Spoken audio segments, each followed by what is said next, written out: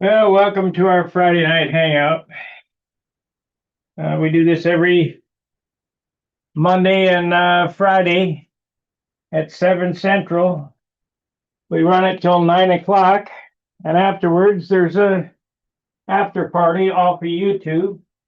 And if you're a member of Stunt Hangar with and you're current supporter, you you'll be able to see the link. Let's see here. We have 4 watching, and here comes John Miller. How you doing? Good, you're the first in tonight. That's unbelievable. Isn't that funny? That's a nice looking I-beamer you got there. Yeah, we're working on it. I got to looking at this. I'm going to fit these, but I'm not going to glue these center ribs in until after I get it all glued together. Because you know what? Every beamer I build, I end up beating these up and have to refinish them. Ah, We're going to leave them out. Finish the fuselage, then glue it in.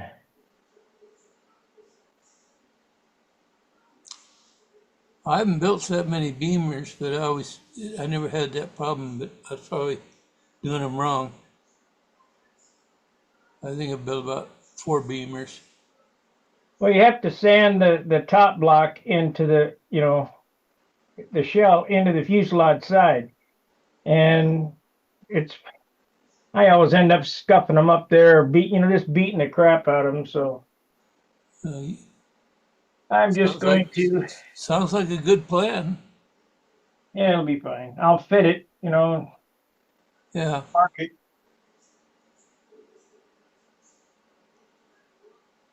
Now, are you going to put a sub? Like some of them put I call it a beam or how about yeah there. No, what I do is I take a 16th inch and I glue a stick in there between the ribs. Then I take Kevlar thread and I go top to bottom, bottom to top, and I go all the way out and then Oh, turn okay. around. So it weighs nothing. Yeah, yeah. You are putting a type of a beam there, but it's like weighs nothing. Right.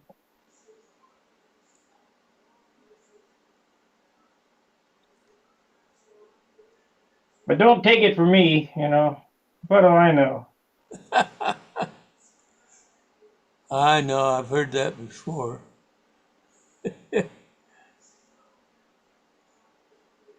I made some mistakes on this one. I didn't plot it out very well. Oh, nothing unsurvivable. I No, imagine. just it'll add a quarter ounce or so. What do you Just expect that one to weigh when you're done? 40s, mid 40s, What's the area? 680. Well, that's good. That's absolutely good.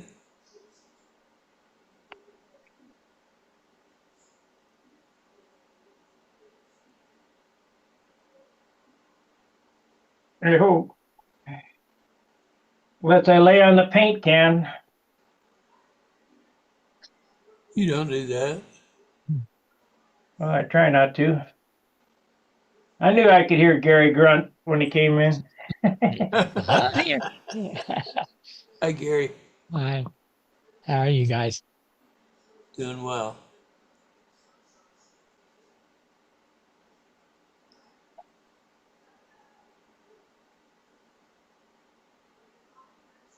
Yeah, Sparky, when you're working like that and you're kind of half up and half down and you're kind of tense trying to get it in the right place, it gets your back all right. Oh, it's killing me.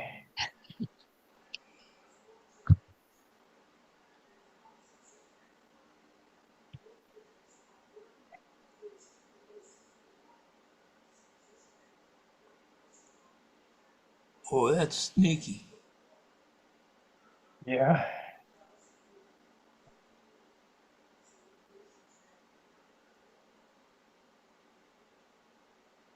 Yeah.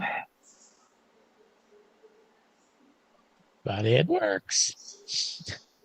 Well, most of us, most of us trim off a little off of the rib, which actually makes the rib a little less stronger. He just put a little notch in the beam when it's all glued together, doesn't lose any strength. That little notch is about Yeah. a 30-second deep, maybe Yeah. a 16th. Well, when it's glued properly and that it for the beam and the rib form one piece. Yep. And it's just a piece of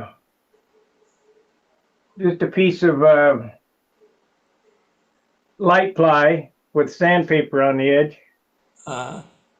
Yeah. That's, now, is that going to be part of the Super Tiger 46?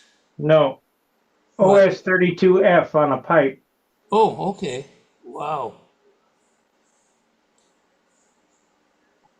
piped airplane. Yeah. I figure if them guys can run a classic airplane on electric, I should be able to run classic on a pipe. I hear you.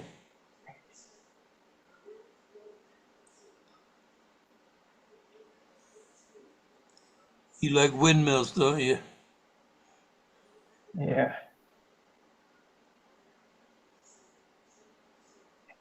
What the heck is going on here?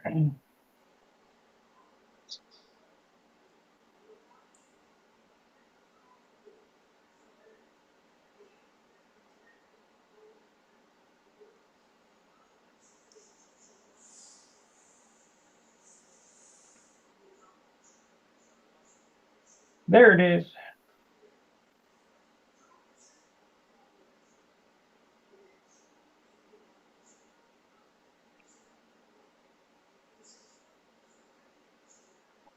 Well, 16 more of these to do.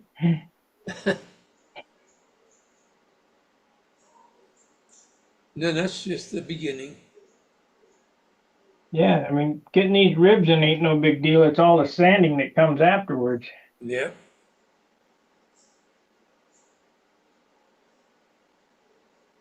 I got the other side sanded in, where you blend the ribs into the leading trailing edges. All right. Mm-hmm. Yeah.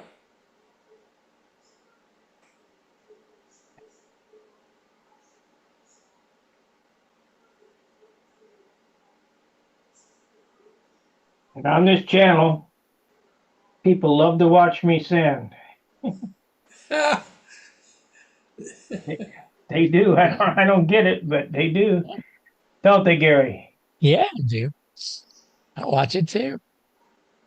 My highest my highest watched videos are sanding videos. How does that compare to Wendy's? I think he had a lot of sanding videos.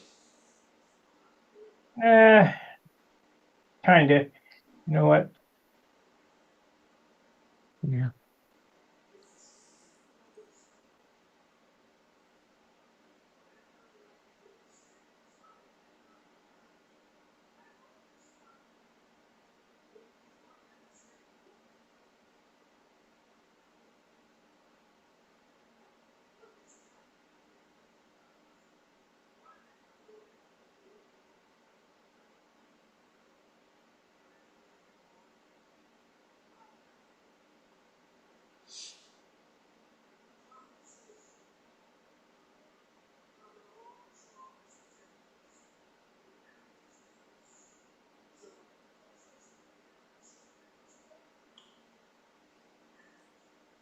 Gary, how's your week going this week?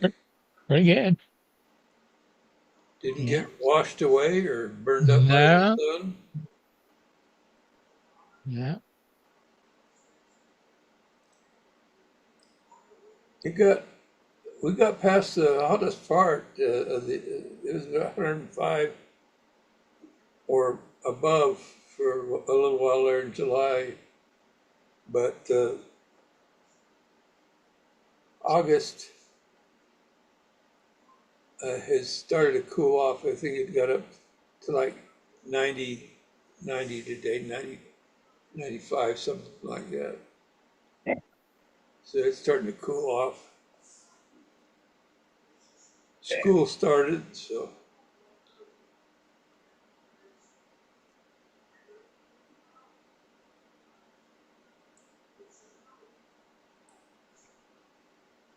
Flyers getting put out. I I think they are. I haven't heard too much about them. Haven't noticed the smoke is bad. Yes. So I would assume, yeah, most likely they're getting better. Got these new glasses for me to use when I'm on the computer. Really helps Those with. are Go ahead. Santa Claus glasses. Yeah. Well, they help, for close-up viewing is what these are.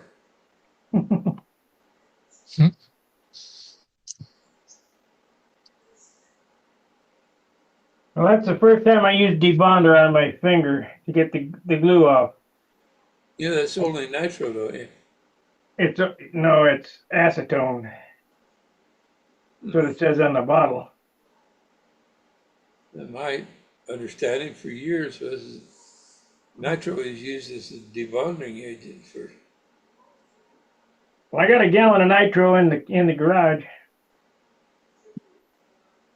One of these days, just for S and Gs, why don't you pour a little bit off and use it, see if it works as a debonder.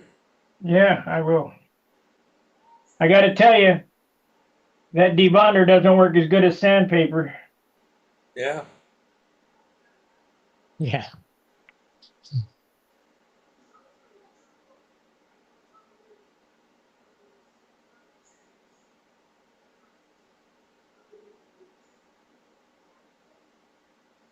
I think IV wing is probably one of the most beautiful wings when they're put together right. They look nice. Yeah, that's the whole trick, though, to putting them together nice. Yeah, Mhm. You got to get Model. them ribs on the leading, sanded in, leading and trailing edge just right. absolutely. And the covering's got to touch every rib. Yep. That Yeah. Cheeks Torino that I built is an I-beamer with a twin boom. That was fun. But Who designed the gobble swans? Charlie Mackey yeah, no, wait a minute, yes, I think or you're right. Licklider? No, it wouldn't look like I'm trying to think. It was either Mackey. He did the carousel, I think. We'll have to ask our steward of knowledge, Bob Hunt, when he comes on. There you go. He'll know. The Gauchons came out just before a year or so before I went in the Navy. He won the Nats with it, didn't he? I don't know. I think he did. You mean back when more than two people used to win the Nats?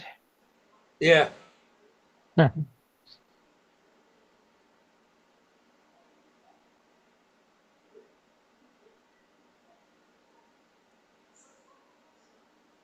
I like Charles Maggie. He's a pretty nice guy.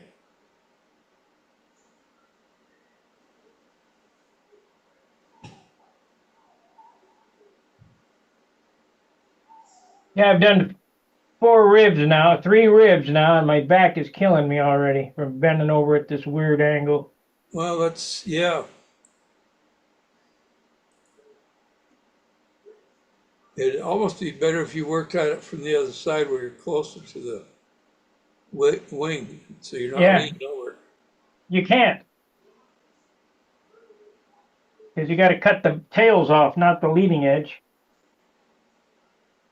So I'd be leaning way over. This is right in the center. Yeah.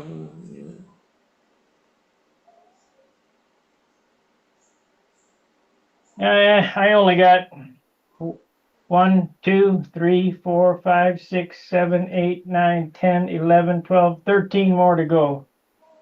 We'll get through it. Yeah.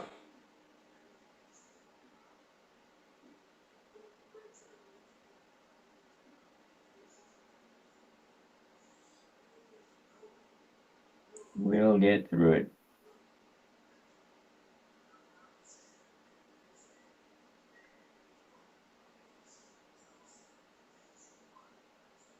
What is that? That's your own design, isn't it? No, this is a Monado. Oh, okay. Oh, a pipe Monado. Oh my goodness. That'd be a 49 Mercury with a with Yeah. a with a blower in it, right? Yep. Well, there are no plans to Monado. None. So this is not my numbers. It's a Monado, but it's my innards, my building Right. technique. Well, there's no reason why that shouldn't be considered a Monado if the outside dimensions are all the same. The perimeters are going to be exactly the same as a Continental.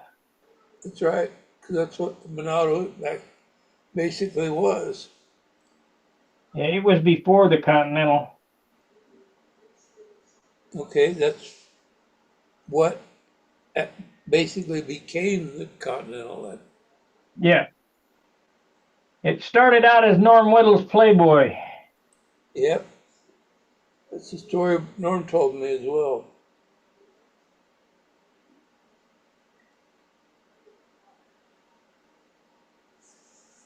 He was a little upset with the one that was kitted here recently. He said they built it too heavily, weighed a ton. I didn't know there was a kit of a Monado. Not the Monado, the Playboy. Oh,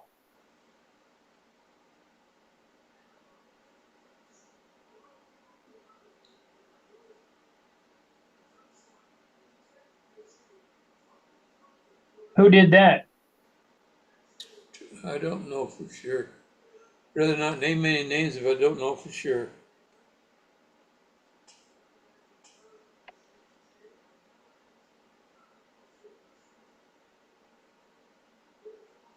Well, this is overbuilt because I made a mistake on the spar location. If Did I'd you? had CAD, I would have been all right. It's got one extra top and bottom strip on each side. I mean, it won't hurt. It only cost me a quarter ounce, Uh huh. but it could have been lighter if I'd have moved the spar back, either back or forward, eighth of an inch. Yeah. Yeah. Barry, what's his name there? I think he's in Georgia or South Carolina. Derek Barry. Yeah, He took up CAD. He's got it down. I think he went to night school or something to do it. I'm not sure on that, but he's doing a lot of CAD work now for himself.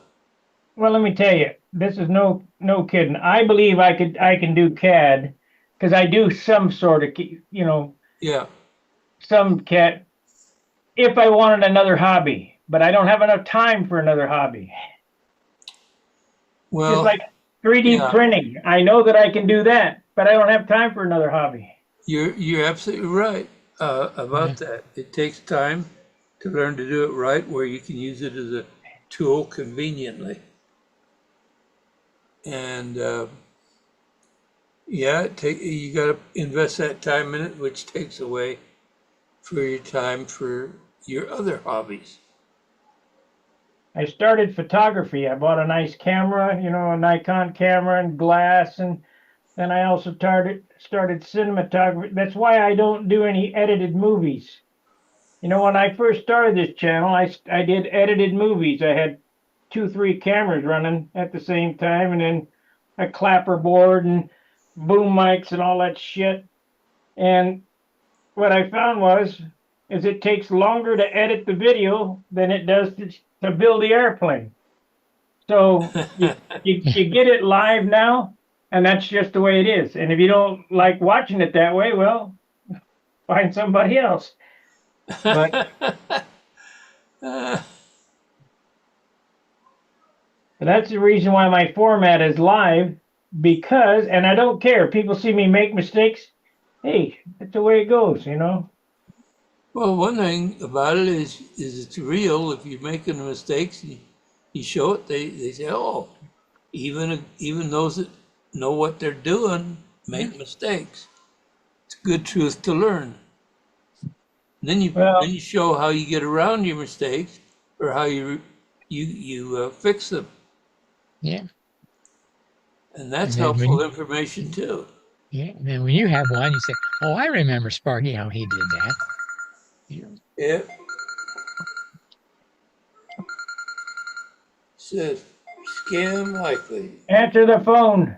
It said scam lightly, so I turned it off. Oh, I don't answer anymore if it says scam likely. mine don't even ring with Hiya. I got an app on my phone Yeah. that blocks all numbers that it doesn't recognize. Huh.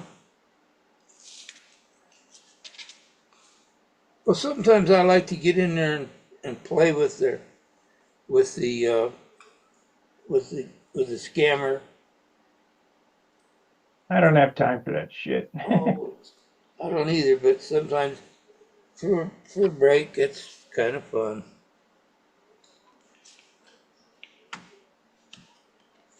Yeah.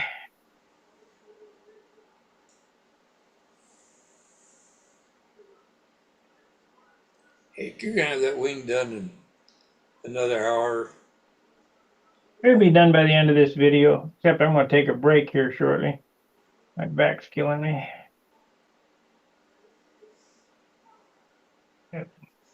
You got the tail feathers built? Yeah, they're not sanded, but they're cut. That's cool. I'm gonna look forward to seeing this one. You putting a pipe tunnel on, or you just hanging the pipe underneath it? Oh, tunnel. So you thicken the body. Yeah, I dropped it down the underside an inch. It is a chopped and channeled 49 Yeah. mark. Yeah, You could call it There's- chopped and channeled. there's the stab. Oh yeah.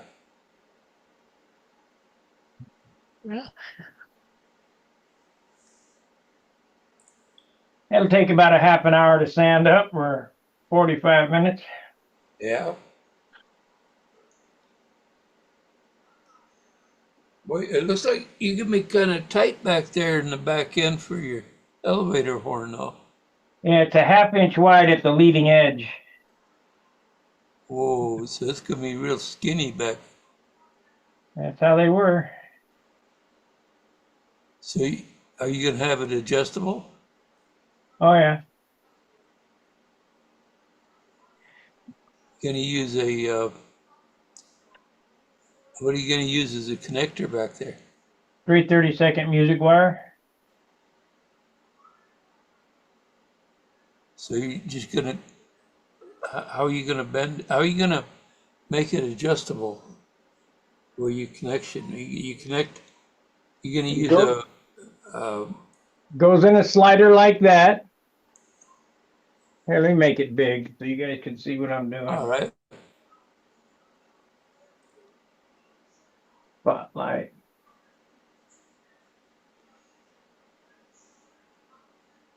It goes in a regular slider adjuster, but instead of a T-nut like you'd use for a ball joint, I drill a piece of brass a piece of brass that's probably 16th inch thick and a quarter-inch wide, whatever that is, two holes.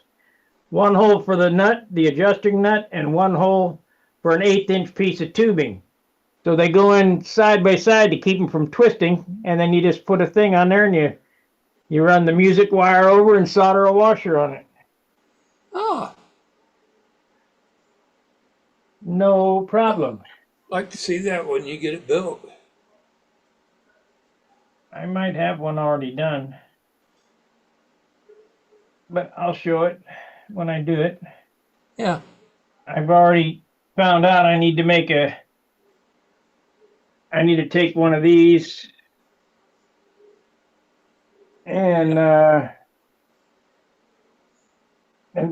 braze it onto another piece of wire because this one's too narrow. Yeah. Of course, I don't know. Maybe it might be all right. The only ball length that goes on this is at the bell crank. Okay. So it gets a standoff and it gets one of these aluminum ball lengths because they're freer than the plastic ones. Okay. Then I put a grade 8 440 long bolt in it and cut the head off and then notch that and notch the bolt. Then that gets JB welded into one of these super light carbon rods. Let's see, which ones are they? Damn.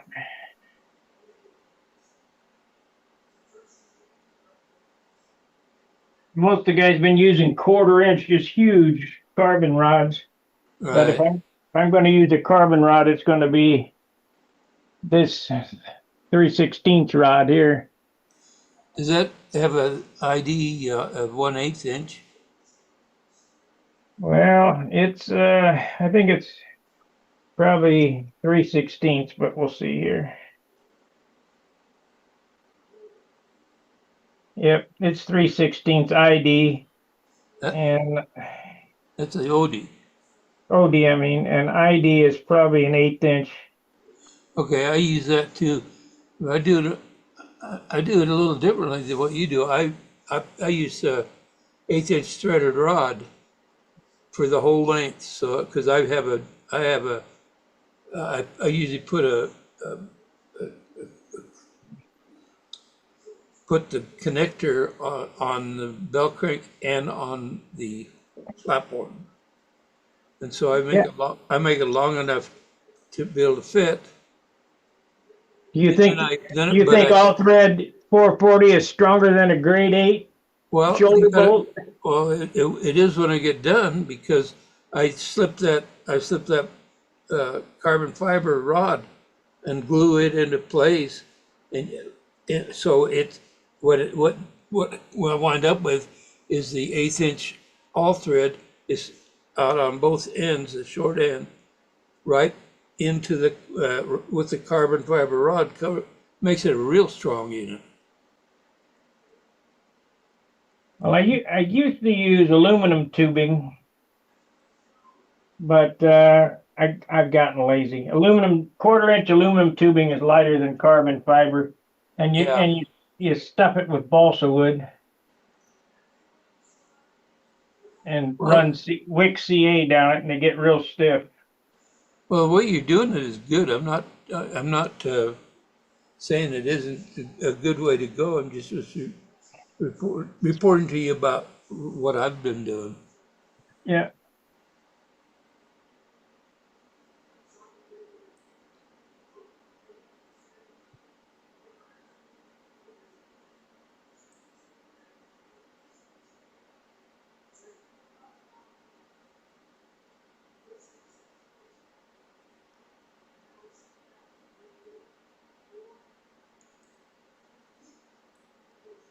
Well, I sure would like to shake the hand of the guy that figured out putting that little piece of tubing on the end of that bottle of glue. Sure makes getting in there and getting just the right amount. If you get the right Huh. ones. Yeah. Don't buy the ones I bought. Oh These yeah. here, because they're made of plastic. They're not nylon or whatever, Teflon. Teflon, whatever. They clog up. So it'll, this is a brand new one. I've glued about, I don't know, 8 ribs with it, and they'll clog up before I'm done there, and I'll have to break it off. And I keep cutting it shorter and shorter and shorter. Pretty soon it's down to the end. Yeah. These are garbage. Well, the concept is good because you can get just the right amount of glue, right, in the joint. See, And if you get right use in there it, where you need it. Mhm. yeah, Yeah. if you use it without it, you get too much in there. You get 2, 3, 4 times as much. That's 2 or 3, 4 times as much as glue you're going to use. So if you could build the whole thing using, say, 4 ounces of glue instead of 8 ounces of glue or whatever, because that stuff doesn't lighten up and nothing evaporates like with the white glues and stuff. This is a 2-ounce bottle. If I use half of this bottle on an airplane, that's too much. Right. But if you didn't have that little tube on there, you'd use twice as much. Yeah, you could really Oh, pile it yeah. on. It would drip off before you get your tube to your Yeah. wood. Yeah. Yeah, that's always heartbreaking. Ah, darn it. You know. Yeah, maybe 3 more before I sit down. Well, I'm gonna go get me a drink. I'm thirsty and put some popcorn in. I'll be right back. Okay. I've only worked an hour a day on this airplane. Really? Yeah, When Yeah, did you probably. start it?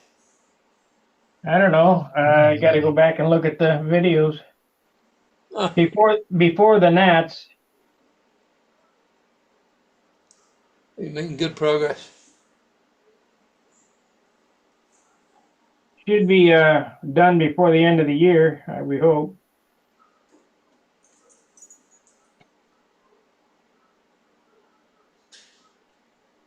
This year was a total waste for my flying. Yeah, you didn't get out hardly any. Nope.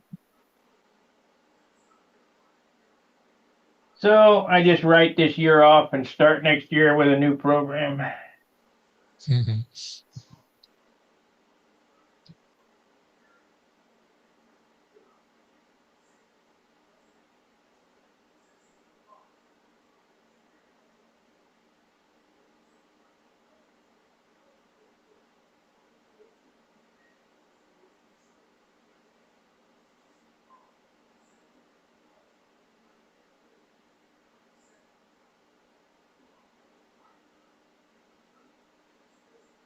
The way it goes.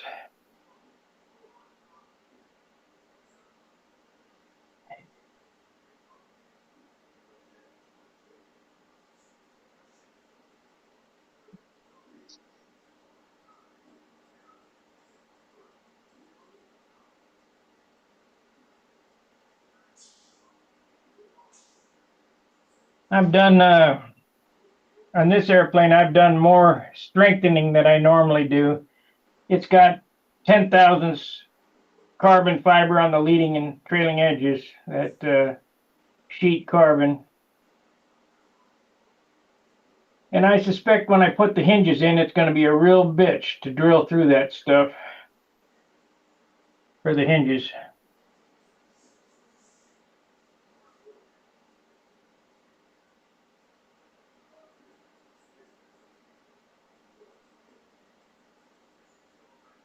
You still there? Yeah, but once you get them in there, you it might not be as sloppy. It might keep it more rigid than what you could. Well, they can't get no more rigid than epoxy. I put epoxy in there and glue them in.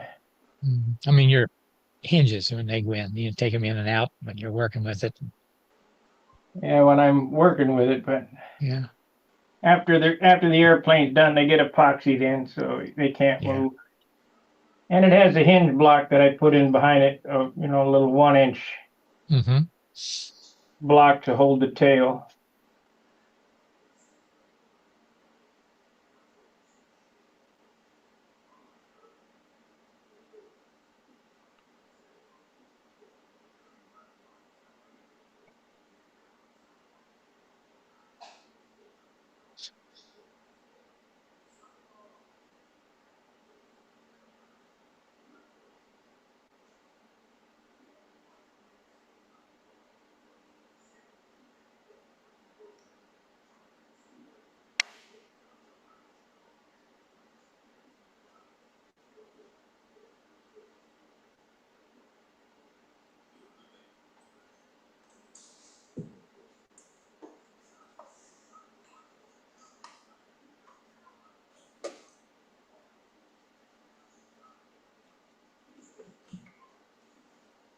It always looked to me like with your landing gear out on the wings like that, just make it a little bit easier to do a better landing than when you're real close to the fuselage. These are really wide, really wide. Mhm.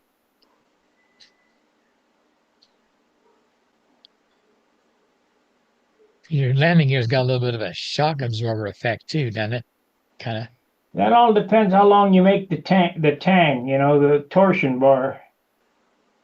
You make it short? No. If you make it long, yes. I make mine 3 inches long, so it's in between. Okay.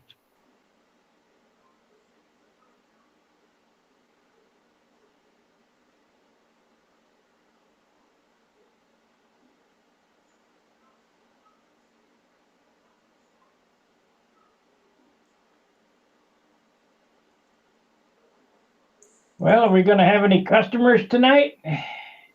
Well, I don't know. We got anybody on the YouTube chat? They should be popping in here if they're coming. Well, Steve Barry said, "Good evening, Friday," or "Good evening, everybody." And, Yeah. Ray says, "Good evening." That's the two.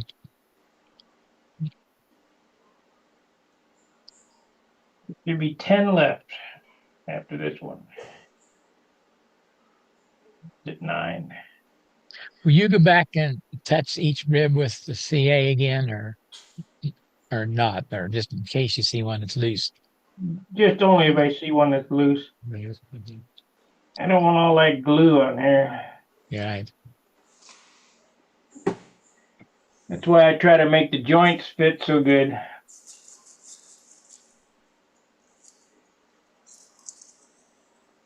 Less glue.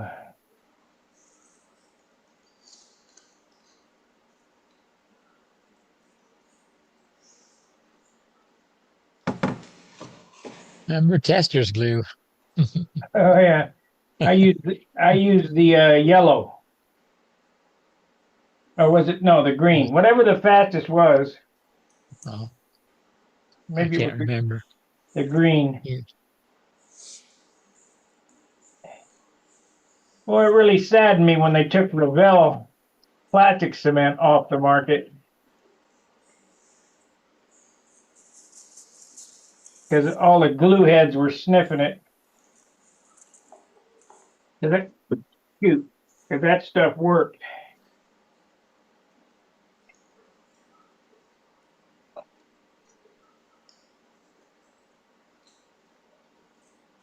Of course, I busted it Yeah. off.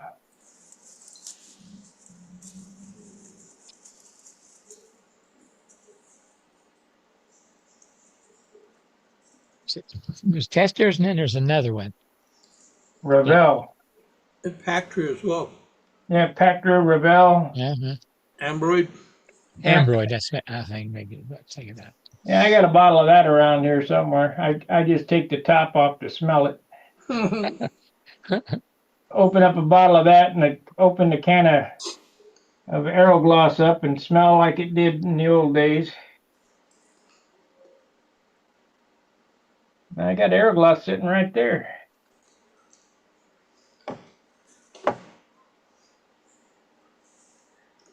I like using Ambroid.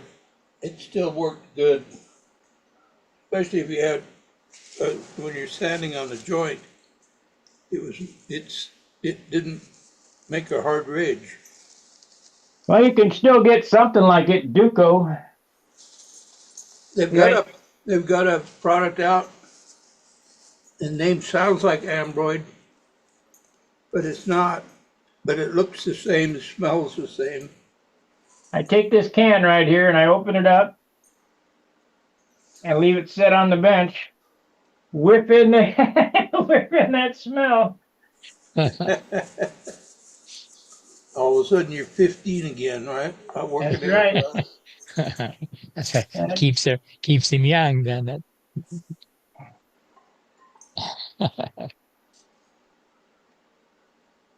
I would paint in my room because I used my room as my shop for many years, and my mom would, "You painting in there?" Yeah. That's probably why I ended up out with the 2-car garage out in the garage. Yeah, would do the same thing.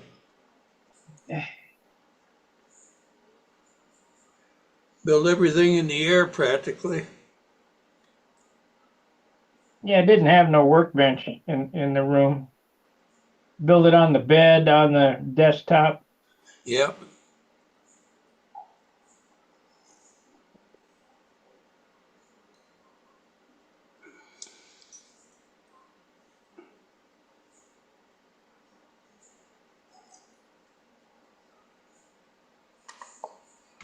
But they were fun times, actually. Yes, they were.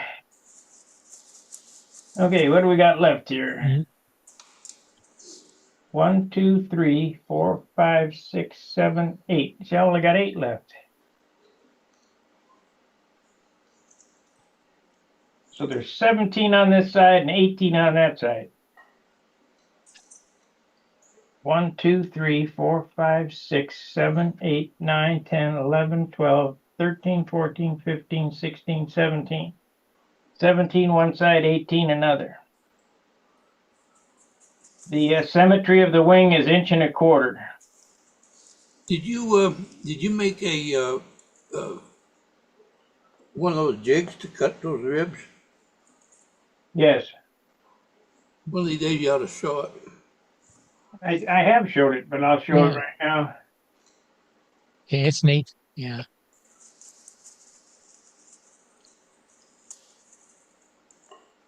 I can cut up ribs pretty darn quick. Mm-hmm.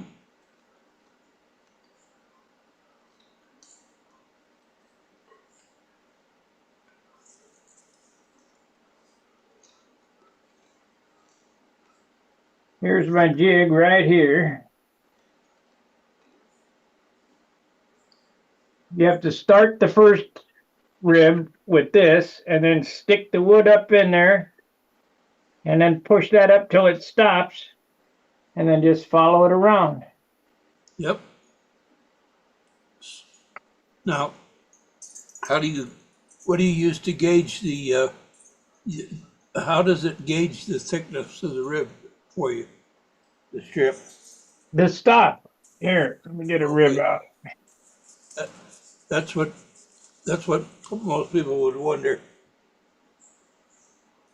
I've I used could it. make I could make the rib whatever thickness I wanted, but I'd have to change the stop. Mhm. So here we go.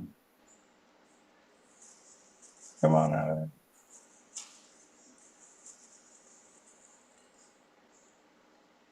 So this rib is that thick,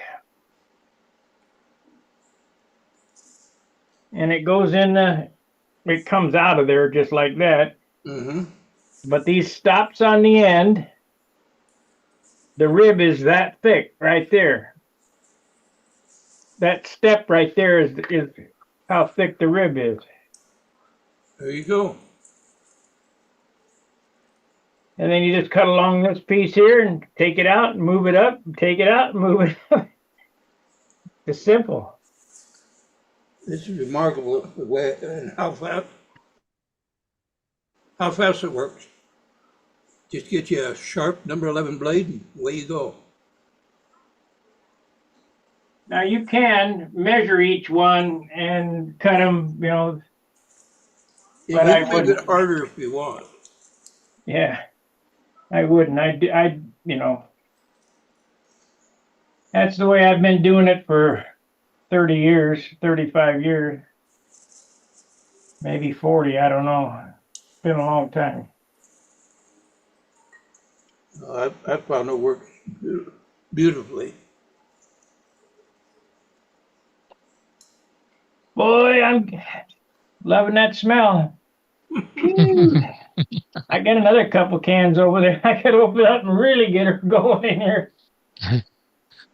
Don't light any fires. Yeah, it doesn't quite fill my nose is so good. This is no kidding. 2 nights ago, I was up here and it was after dinner and I got to smelling. Man, I smell something funny. shit, the gas is on in the stove. So I went downstairs and turned the gas off. Oh my goodness. You do have a good nose. Well, fire. I don't want to fire. Yeah. That wouldn't be a fire. That would be an explosion. Yeah. And normally all it takes is a light switch to trigger it, Yep. or the water heater clicking on.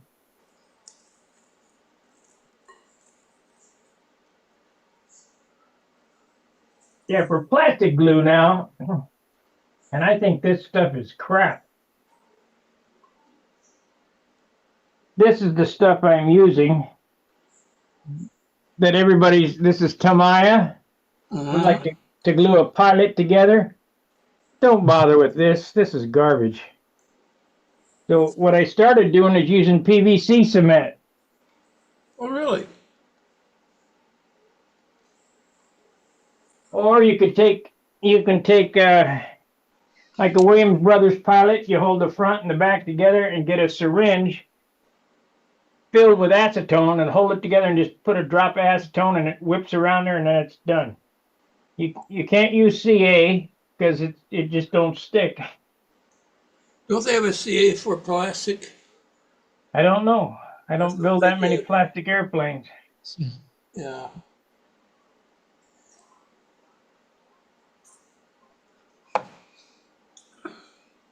I was asked by Ty Marcucci, when am I going to put the bell crank in? I said soon, and after I get this done, that'll probably be the next operation. Get the bell crank controls in. I got to flip it over and put the landing gear in it, the landing gear plates, because I was filming and I didn't have that ready to go, so I just kind of glazed over the landing gear, and I'll just cut those ribs out and set the blocks in and then re-glue them in. Let me take a moment. Say hi, Ty. How you doing? Yeah, well, he'll watch you. He'll hear you. He watches us. I've always considered him a friend, so.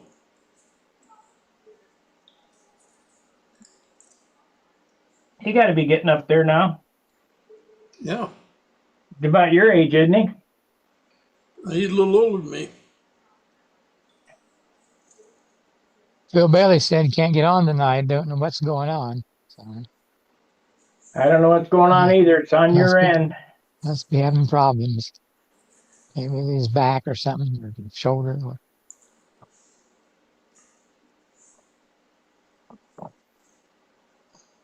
You mean Mr. Phil?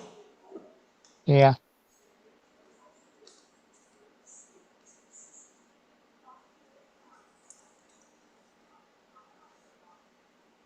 I think he said no. Not unless it is his computer. He just says he don't know what's going on. So, All you got to do is click the link.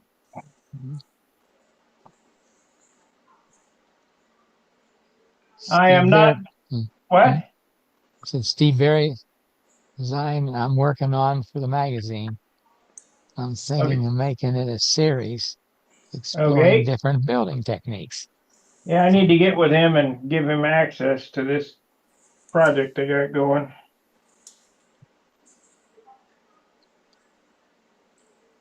I had to straighten out my AdSense because it has really taken a dump. All because of the EU. I don't care about the EU.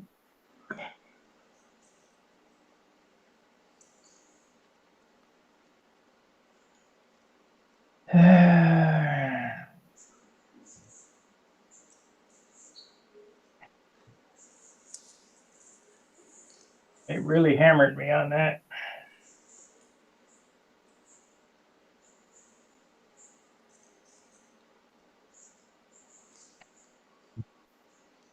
I might have to get with Bud again to get the code straightened out.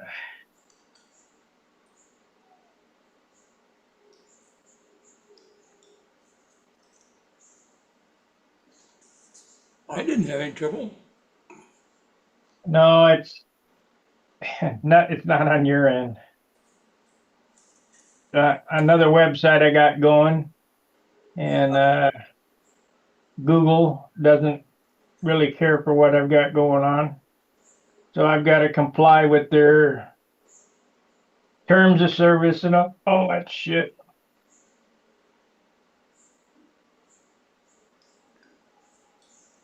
If I was independently wealthy, I'd say, you know what? Hell with you. Just do it my way anyway. You know, if there's cuss words typed on my site, I get a notice from Google. Yeah. Yep. Just like if there's any music played on my YouTube channel, they give me a strike. They got no sense of humor.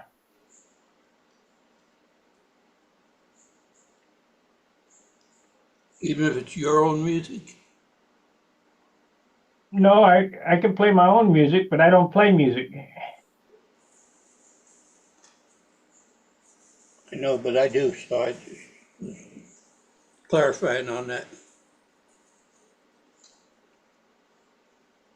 The problem with your own music is if it has 3 chords that sound like somebody else's, they can contest it and give me a strike. That's ridiculous because music is basically, I call it thematic. Everything people use snippets of this and snippets of that. You know. I understand that, but all somebody has to do is complain, you know, the person whose music it is, and then I'm shit out of luck. Ah. And people are strange. They don't, you're stealing.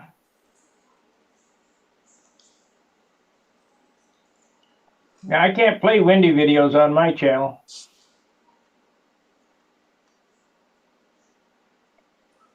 Because you never know when Wendy's going to pop up with some kind of music. Mm-hmm. I mean, I could go through and edit them. Well, perfect example.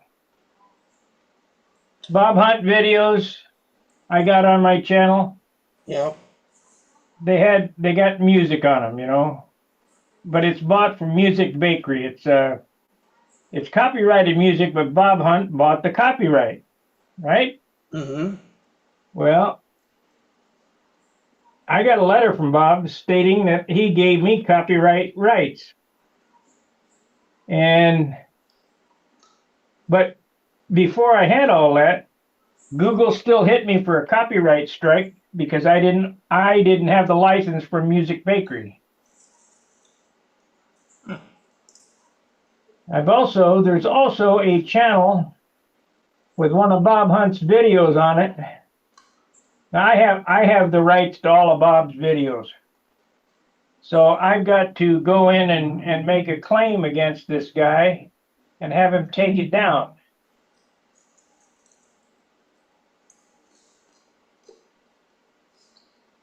But I hate to be an asshole, you know. Yeah.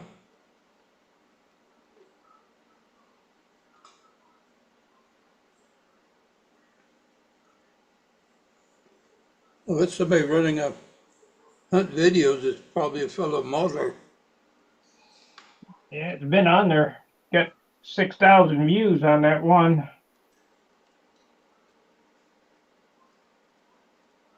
But I'm going to do it. I just haven't got around to it yet. Because I'm the only one he's given permission to.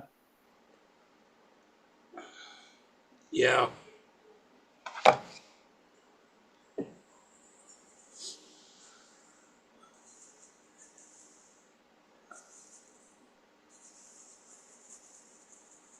Well, here's one for you. Al Rabe sent me some videos. And I put them up on my channel. Al Rabe, before he died, decided that he would put those same videos up on his channel. So it's Al starring in it, and it's Al's video. But Google sent me a copyright that I could have him take his own videos down. Oh, no kidding. Yeah. I never pursued it because, first off, they weren't that professionally done.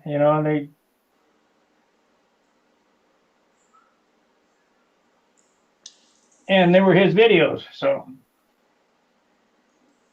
Yeah. can't hardly have him take his own video down. Ah, There we got Ken and Kim coming on. Howdy. I need some little bit of light on the subject here. Yeah, you're in Oh, the dark. You're in the dark there a little bit.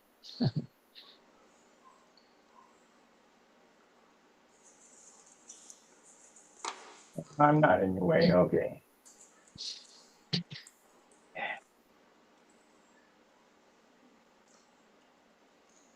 One, two, three, four, five, six. Six more to go, and I'm done. Then I can start sanding. back. Three is six. So the closer you get done, the more you want to just go ahead and finish it, right? Yeah. Yeah. You got, I got that many more to go. Yeah. Stay with it. Yeah, but my back's really killing me. I'm gonna sit down for a minute. Yeah. Just relax a little bit. Here it is. I'll get it done before this video's over. But There he goes. Yeah, look at that. We got lights. Lost my light switch.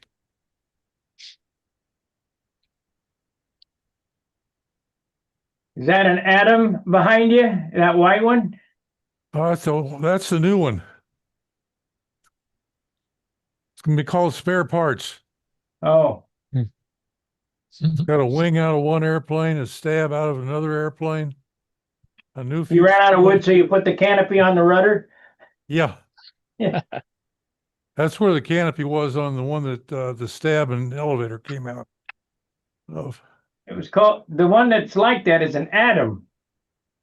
Really? Yeah. Did somebody build a plane like mine? Yeah. A long time ago, like in the 30s and 40s. Really? Yeah. Alan Brickhouse used to fly one, an old time stunt, looked similar to that. So did Gary Hayjack. I thought it was a doofus looking airplane, but whatever. Well, I've been accused of that. Yeah. Well, that GB is that way. Yeah. That was the inspiration for it, was the original combination of a GB and what was that long, thin one that was? A Meteor? No, it was oh shoot, I forgot the name of it. The long, thin Goodyear racer. Oh, I don't know.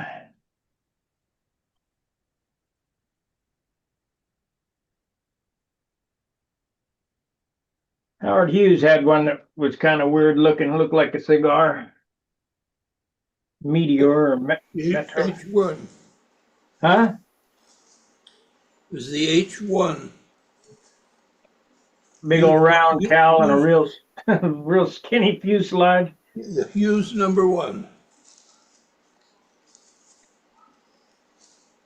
Yeah, I think that plane started out being an attempt at a rather simple contest airplane, and after I got the wing cleaned up and cleared out, I found out that they used some really defective balsa for the wing sheeting.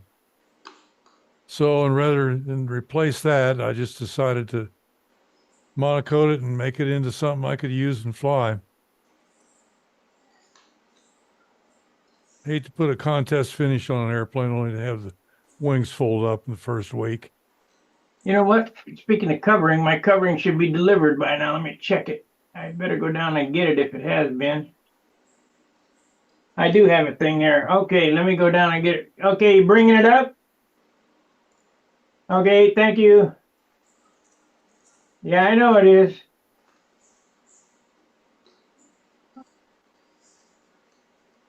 See what we got. The what? Easy model, Yeah, easy model. That's it. very light.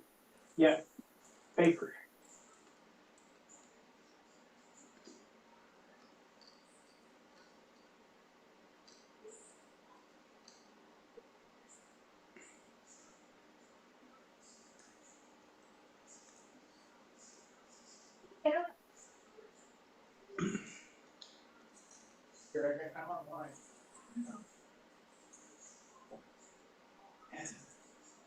Wait, What is that?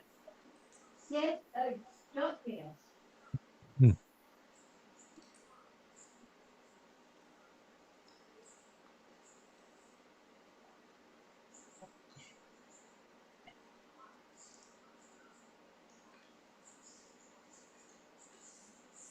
Well, I was going to monocoat this. I was thinking about it, but now I got this. What'd you get? I'll show you.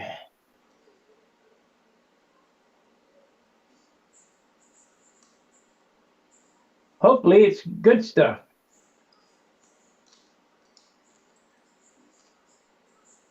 Hopefully.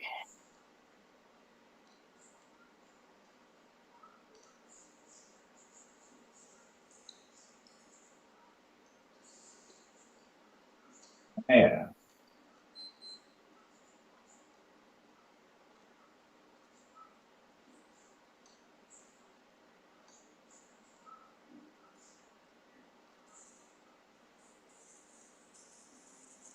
I hope I can get it on.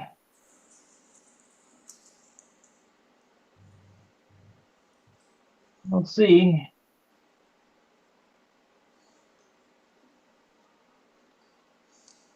Ah,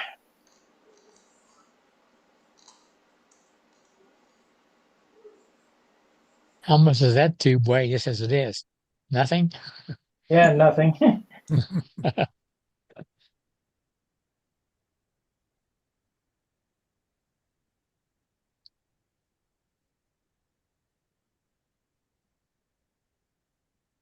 God, they've got it really. It need to be that damn taped up.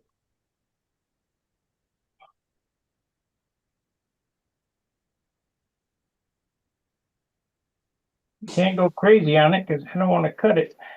I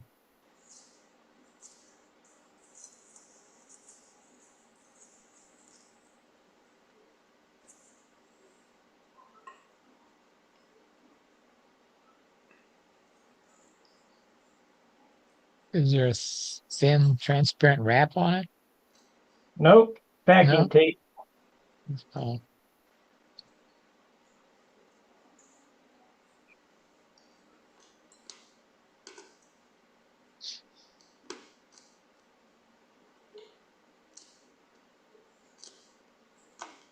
Oh yeah.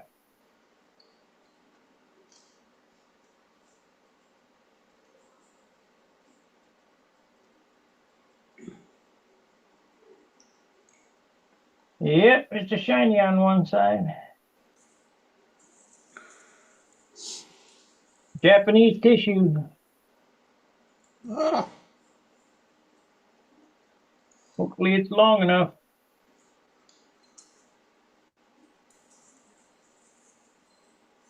Yeah, it looks like it.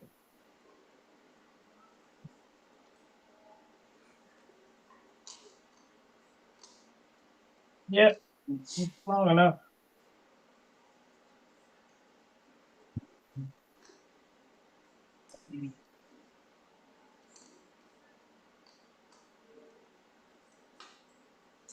Just barely.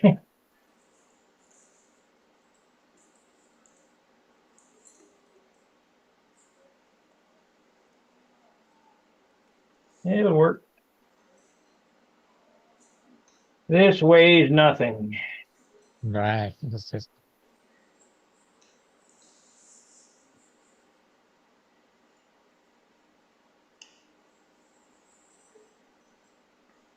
it's for a Eibinger house of strength. Pardon me? How's the strength you're putting on an I-beamer? How's the straights? Strength, how Oh, strong? it'll be perfect. Oh yeah, it's really strong.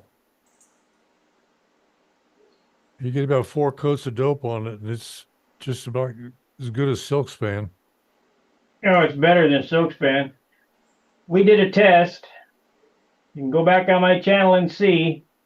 And this was the strongest of all the coverings. We did carbon fiber, double aught, GM, and Jap tissue, and we did it all the same. And this was the strongest. The tensile strength is stronger than Silkspan. That's good to know. Carbon fiber was the weakest. That's expected. It won't stand up to your grandmother's fist. No. Oh, Last- carbon fiber veil has no real direction on its on its material. it's what you call multi-directional, so it has really not much strength in either direction. Come on. Come inside. Come in.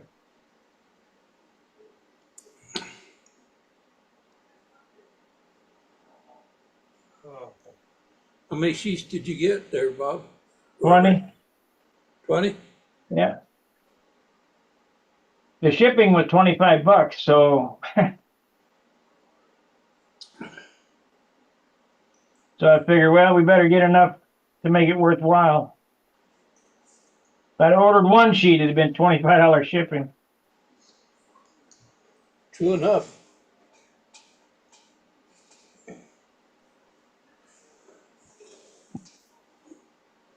I got a big roll around here of that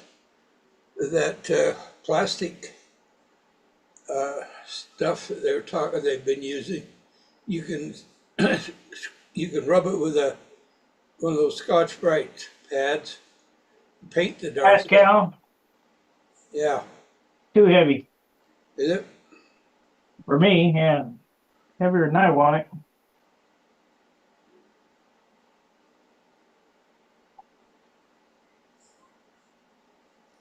And I've used a lot of what's that other stuff? Polish. Yeah, and I got a roll of that here. I got GM silk span. I got double aught, the old good stuff, K&S, and I got Brodak. But if you want a light airplane, that's what the free flight guys use. The Jap tissue. Yeah, Is that real Japanese tissue? I mean, it's not gift wrapped. no, it's real Japanese tissue. It's shiny on one side, and that's all handmade. Yeah.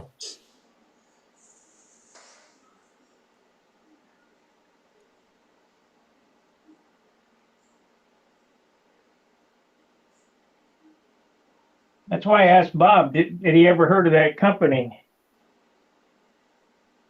But now I can't remember what the name of the company was. Every time I order the shit, I gotta look for it. Let's see, is it on the package? Nope. Ship from.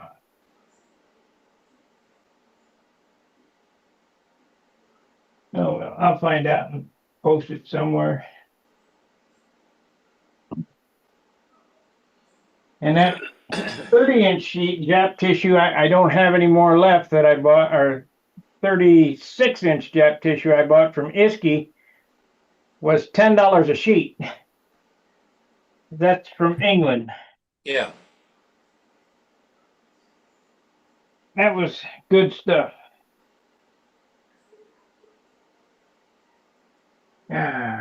Sit down for a minute. I can't believe we're so slow tonight. It is Friday night, right? Yeah. It's Friday. No, I won't say that.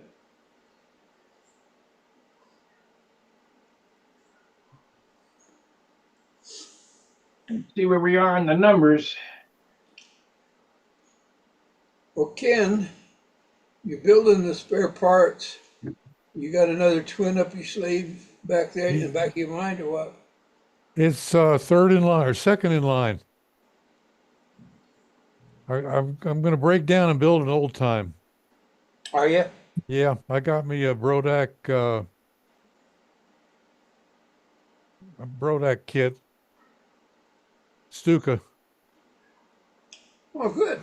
I couldn't bring myself. I was looking for a chief, and there's a lot of discussion whether the chiefs were legal or not legal, depending on which one you had. True. And I never saw a chief be turned away in a contest. But I had a chief when I was a lot younger, and it flew pretty good. I didn't at that point, but the plane did. So that was kind of a nostalgia trip. But I've also always wanted a Stuka, so I decided to get it. I don't care about the points for the flaps. they fly good. I watched Don Still fly his back when I was younger, and it was just amazing the things he could do with that airplane. Mhm. I mean, touch and goes off the bottom of squares and all kinds of crazy stuff that they did back then. Yeah. I knew when I brought that tissue out to repeat. You guys got to do what I do. You start looking for it. I search for it online. Shit.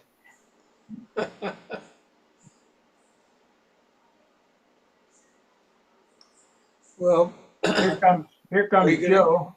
are you going to go with all of the trick No, flap connections that you had in the hammerhead, or are you going to go more of a straight line? No, this is going to be strictly by the plans. Yeah. I'm just going to build the kit.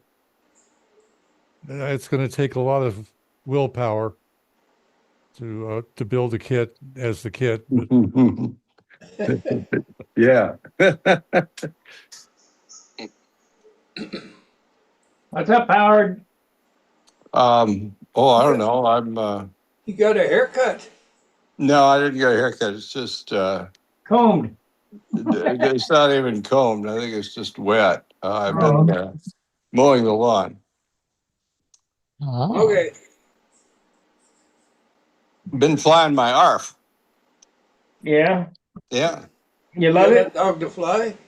It's not bad. It took a long time to get it going the right speed. And it's okay.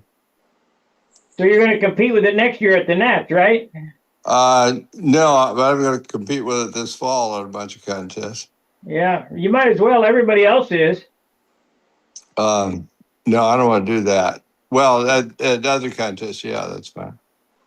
Well, the wording of it is that you fly using a kit basically representing the average building time or to that, some words to that order. I don't know. I haven't read it lately. They watered it down since. Well, yeah, but the point of it is there's enough of them now being flown that they've entered into that average building. You bolt it together. Yeah, except I don't think that's the way the rules worded anymore. But you can look. Okay, they changed that. I don't. I haven't looked at it. 'Cause I put in a proposal that you actually have to build your airplane. That got voted down.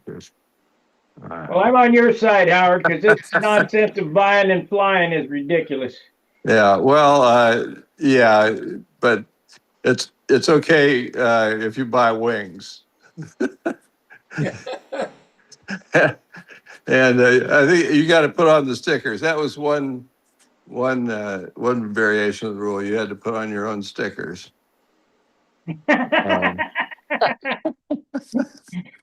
Yeah. making it difficult. Yeah, I don't know what it converged to, but I either build my airplanes or I don't. And if I don't, I won't claim appearance points. I'm claiming a diminishing number of appearance points at airplanes I built because they're deteriorating. Isn't it amazing? You can start off with a 20-point airplane one year, next year it's 19. One time, Yep. there's Mark Scarborough has this profile impact that's just wonderful, and he was getting 19 points for it. And Dave Gardner was doing appearance points for our local contest, and he gave he gave Mark's airplane a 17 without even looking at it. It was still in the car because he figured, well, it's a couple years old now. It's probably Yeah. gone down to 17. And Paul Walker had a tizzy. Said, no, that airplane's perfect. So Dave gave him a 19 or 20 or something. I remember some contest in California some years back. Pete Peterson had a profile pathfinder that was absolutely perfect. That's too much alliteration, John. Pete Peterson, profile pathfinder, perfect. So let's mix it up a little bit. He beat it to death. Did Paul Walker get 20 points for his bomber this year? I don't think so. No, 19? I don't remember. I don't know. He was on the front row. He's on the front row, whatever that was. Yeah, that was probably 19. I looked at Walker's airplane. He let me pick it up. It was pretty beefy, but the thing I'm most impressed with that was the fits. Perfect. You couldn't tell like where the nose came off. So where does you put the battery in? He said the nose comes off. I said where? It's on an incline. Yeah. Oh, okay. Yeah. Yeah, it's pretty cool stunt plane. Yeah. Magnificent. Best work I've ever seen him do. And he does some nice work, but that's the best. Trying to get him to take it to more contests, but he probably won't. Does he take it apart when he puts it in the car? Well, you have to, I guess. It's regular stunt plane size. But well, I don't know. Well, he's been driving this house to contests, so Oh. he didn't have to take it apart. So what is it, a 62-inch wingspan? Approximately. Yeah, it's just regular stunt plane size. It's kind of disappointing compared to the old one. The old one, you put it down with the other airplanes and you knew it was there. This one, there's this green airplane and there's these other airplanes. But Yeah. it's got 4 propellers on it. Yeah, it does. You get looking at it a little closer and it's pretty spectacular. Oh, man. Another nice feature about that airplane is the coolant outlet. That's where the tail gunner was. No. Right, Howard? I don't know. Yeah. I didn't participate much in this one, or I didn't participate any in this one. Well, yes, I did. I made some electronic parts he didn't need. The coolant comes out where the tail gunner sits. So it's open back there. Yeah, that's Bob Hunt does stuff like that. Yeah, but you wouldn't expect to see it on a bomber, you know. I go, where does the coolant come out? The air. Yeah. Huh.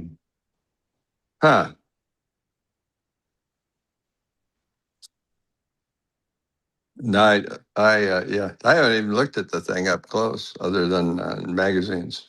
Oh, it's spectacular. Yeah, well, one thing about it is that I looked at it and thought, I could never do anything this cool. So it's kind of humiliating in a way. Absolutely. Well, your airplane's partner perfect. You've been working on it for 20 years. It used to be pretty nice, but it's kind of lumpy. It had some bad experiences with a hot shop. How do you repair the paint on that? I see you every year repairing paint or touching it up.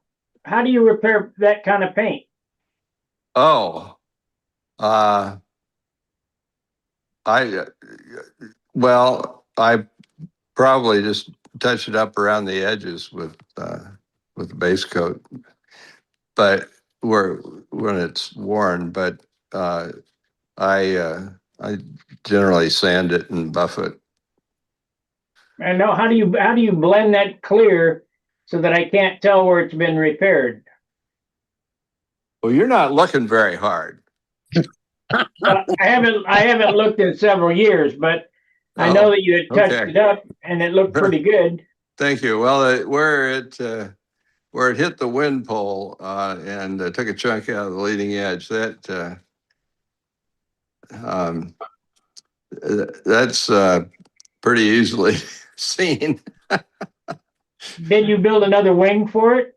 No, not well. No, that was when I hit the cones. I built another wing for the old plane, but that one I just repaired the leading edge, and uh, it's imperfect. I'll show With you.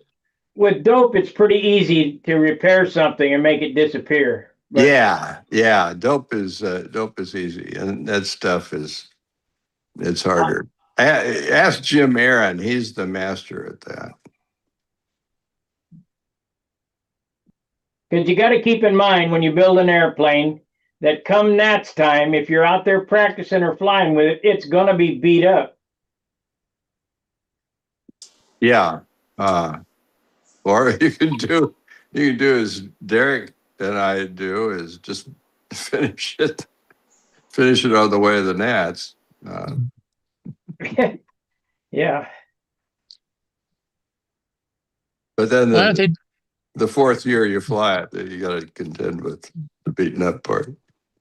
First year is okay. Doesn't fly very well the first year. So they ought to do the judging before you fly it. Of course, you got to fly it before you get there. So Yeah, yes, you really are. Yeah, you that got don't, to fly it before you yeah, get there. that don't work either. So okay. Yeah. Uh, I've gone to putting like bandages on the airplane where I know it's going to nose over or something like that, and testing it so it doesn't get all scratched up before. Okay. That's a good idea. That's a good idea. You got to just graft in two pieces of piano wire about an inch apart, where if it's going to nose over on the cowl, an inch long, so it catches the piano wire and doesn't scuff up the finish. Skid it. Make sparks fly. Yeah. Like a skid for a speed plane. And then unclip it when you get to the nets. Yeah, I just put on tape. It sticks and it peels off. It's easy.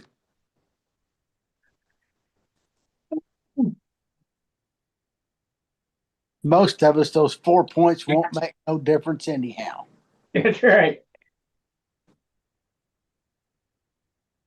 Well, There's yeah. always that. We got a contest coming up next weekend. Speaking of points, come on up. Oh yeah. You're gonna be right over in 5 minutes. It's cool here. You got the air conditioning on, Howard, outside? Outside, yeah. Yeah. Actually, it's been kind of warm lately. It's been 80 the 60 last few degrees. days. Been warm, 60 degrees. No, thank you.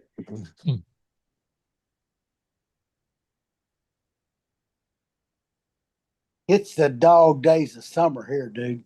I like Tulsa weather. It's been good. I think this is the 20th day of 100, I think. 22, 22nd day of 100 here. What is the humidity though? 70 for freaking percent. You know, that ain't as bad as 80 and 90% at 100 degrees. The Yeah. It's gruesome. Riverside Airport's had 112, 13, and 14. Feels like it. But it's down that riverbed. you know. And I'm pretty sure at 100, there's evaporation going on. Dang, I live in the desert. It ain't that bad here. It's gruesome here. Where I came from in the desert, I've seen it as hot as 131 in the shade. And it's warm, it'll take your breath away, but you know, you're used to it, and not many people go out during the day anyway, so it don't matter. You got to be careful of tautening dope in that environment. Absolutely.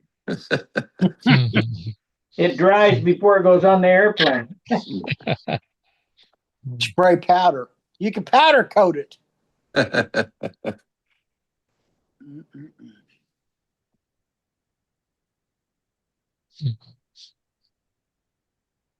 Sparky's got his I-beamer going. Yeah, that's nice. It's going to be a pretty airplane. Yeah. No doubt. Can you fly now, Ken, after your stroke? Oh yeah. Oh, good. It's I'm pretty much back to I'd say 90% normal. I'm not that good now. They're taking me off blood thinners next week, so That's good. they're happy that the stroke is healed. Good news. Good, good. That's A great. little bit of speech deterrent. I'm not sure that at 80 years old that's not a normal thing anyway. Kind of hard to get out and fly. We've got 2 hours in the morning between 7:30 and 9 that it's actually safe to be out with any kind of heat related issues. Oh, And we've had beautiful weather, but we can't get anybody to come out and fly. Just Mike Scott and myself are about the only ones that are coming out.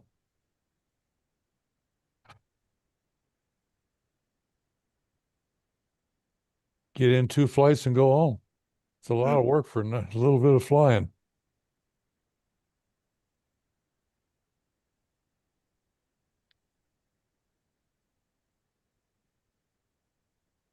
$30 off.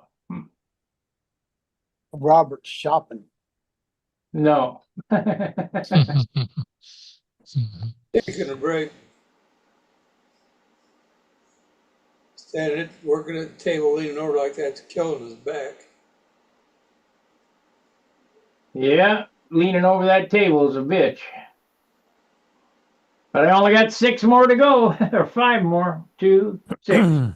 Moving right along.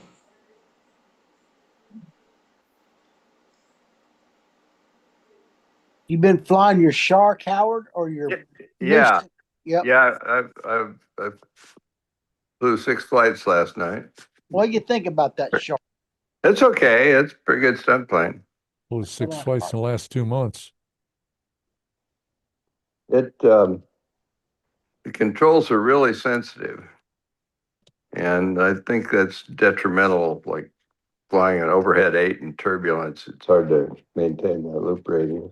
Not that I'm famous for maintaining my loop radius on overhead 8s anyhow. But, Maybe that's why they talk about that rope handle being better for that. I don't know. Have you got a rope handle to fly on it? I don't have a rope handle. I suspect that's not a way out. I don't either. I'd like to try it and see. I think Tim Just was speculating that the difference between a rope handle and the other handle is they have a different amount of overhang, and that's what I think. I think it's a little more overhang. That's what the rope people are feeling.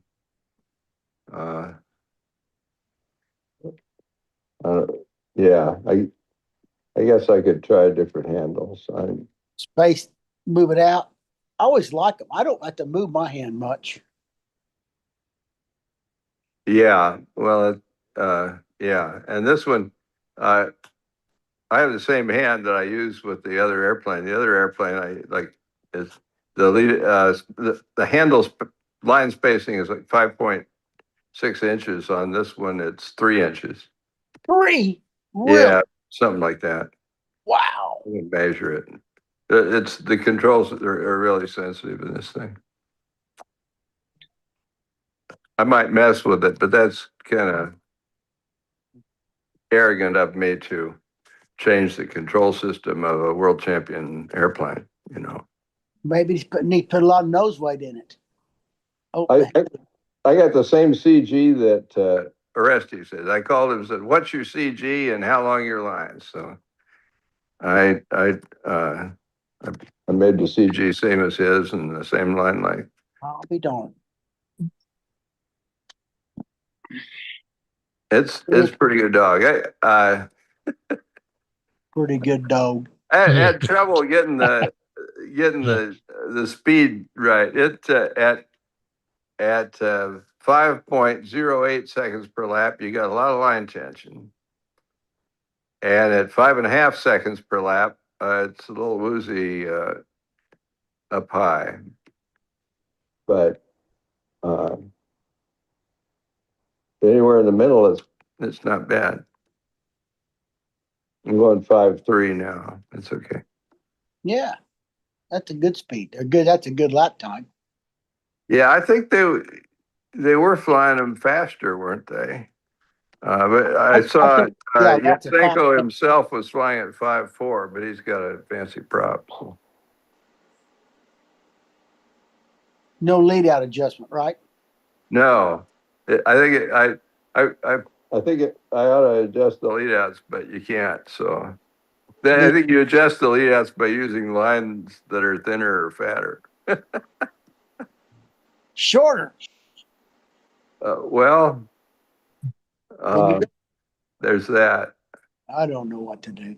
But I got some Italian combat line that's 15 thousandths. I've been flying it on 18. And I'm going to use that as soon as I can figure out how to make ends for it. That I put a deal on Stunt Hangar. How do you make ends on European lines? That it's really difficult to wrap that hard steel line around an eyelet. It can be done. You almost have to pre-bend it with a pair of round pliers around, Oh, bend it around something, and then come around and make a little 90 almost out of it. oh, Yeah. oh, okay. That's what I did. I don't know what's right. That's what I did. I'm glad we had this conversation. Yeah. Tell me it's going to break now. I don't know.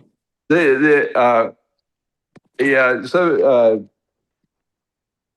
I got some combat lines here that are they're soldered to a little hook on the end, or a Yes. little loop on the end. The Kazas airplanes are soldered on or swedged on a piece of wire that goes up and hooks. Yeah, There's no eyelet on them. You just that's kind of scary looking, but it is. But I've flown that one on many flights, boy, and it's still okay. oh, okay. Go Yeah, on that's what's YouTube and look for tying flies or how do they tie leaders for fishing? Triple. I used to tie stuff the way I used to tie combat. It'll work. You can tie them. I tied it. The ends of my fingers are numb from 60 years of Yeah. tying combat line ends. You know, Danny Winship has a pair of swedging pliers and some furrows, and he swedges those lines, and they break, but they don't break at the swedge; they break at the line. But you got to have the right pliers, so Yeah. that it all becomes one piece. You know. Marvin Denny did a study a long time ago on doing that, and he found some a crimping tool, spaging tool that worked, made by Thomas and Betts. I don't remember the part number, but Carl Shoup made me a pair of swedging pliers that work, but they only work on the furrows that he had, and they work good, but I don't even know where they are anymore, but I had them. I just wrap them with wire like the old days. Lori Molila wraps his, instead of using copper wire, he uses Kevlar and hot stuff. I don't know what form of Kevlar he uses. I got some Kevlar yarn. I don't know if that's the stuff you use or not. Your Kevlar, how thick is it? Mine? Yeah. Oh, I don't know. Why? You want some? Yeah, I do. I've been looking for some. It's got to be like 40 thousandths, it's like thread. Nah, I don't have thread. I got yarn. I bought some Japanese Oh, Kevlar thread that's crap. I can break it. You could yeah. get you some polyester thread from the needle store, and you can't break it with your bare hands. Colene's good sewing thread is polyester. You can't break it Yeah, with your bare hands. It'll cut you yeah, open first. yeah. Well, Yeah, I got some at the Uh, Boeing surplus store long ago. I can see the roll here. I've only used a quarter of it in 30 years. Well, a guy who was watching this channel who was a parachute rigger out of Florida for the Navy, and he sent me a spool of Kevlar thread that was marvelous, but I've used it all now. Look on End of the Wind, Robert. Place called End of the Wind. I did look at that place once before, but they They, don't have, they didn't have. they said that they don't use Kevlar for parachute rigging. I'll be Well, doing. Hot but Oh, mix. the, I was thinking. but the Navy does. I'll be darned. hi, Jim. hi. Uh, Hi, Jim. uh, Mike Hey, Longkey Jim. might know about that. He's a parachuting dude. He sent me to the end of the wind like Joe just did. Oh, I bought Kevlar thread on Amazon. oh, Let me go find it. Yeah, I got it. So go ahead, find it. I'll see if it's the same spool I got. It's Oh, not like what I want. I couldn't break it. I mean, it's real Kevlar, I think. I'll show you my yarn, but I don't think you're interested. What's our buddy's name in Canada? Oh shucks. Chris Lynn? Con- He and his wife were on Yeah, your old time. Oh, Lynn Lynn. Burrell. Lynn Burrell. Lynn Burrell. He sent away for some to use for lead outs. That's It's scary. 500-pound stuff, and it's about a. You It's want about a. thread. It I'm won't gonna look break. at Jim Hoffman's stuff here and see if it's different than what I got. Here we go. Let me make you big.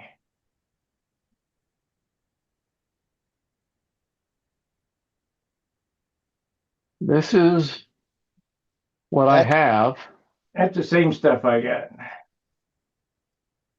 and you think it's not Kevlar? I don't think it's Kevlar. No, I can break it. Well, you're stronger than me, man.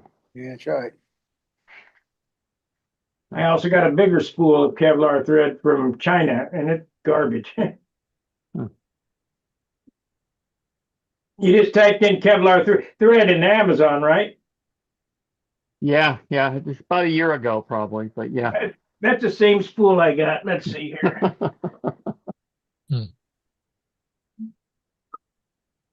I had a box. This is a box. I was kind of suspicious when this box came. It's the black stuff made in China, and it's worse than the yellow. Oh, Hmm. Kevlar is not black. No, Well, I don't know.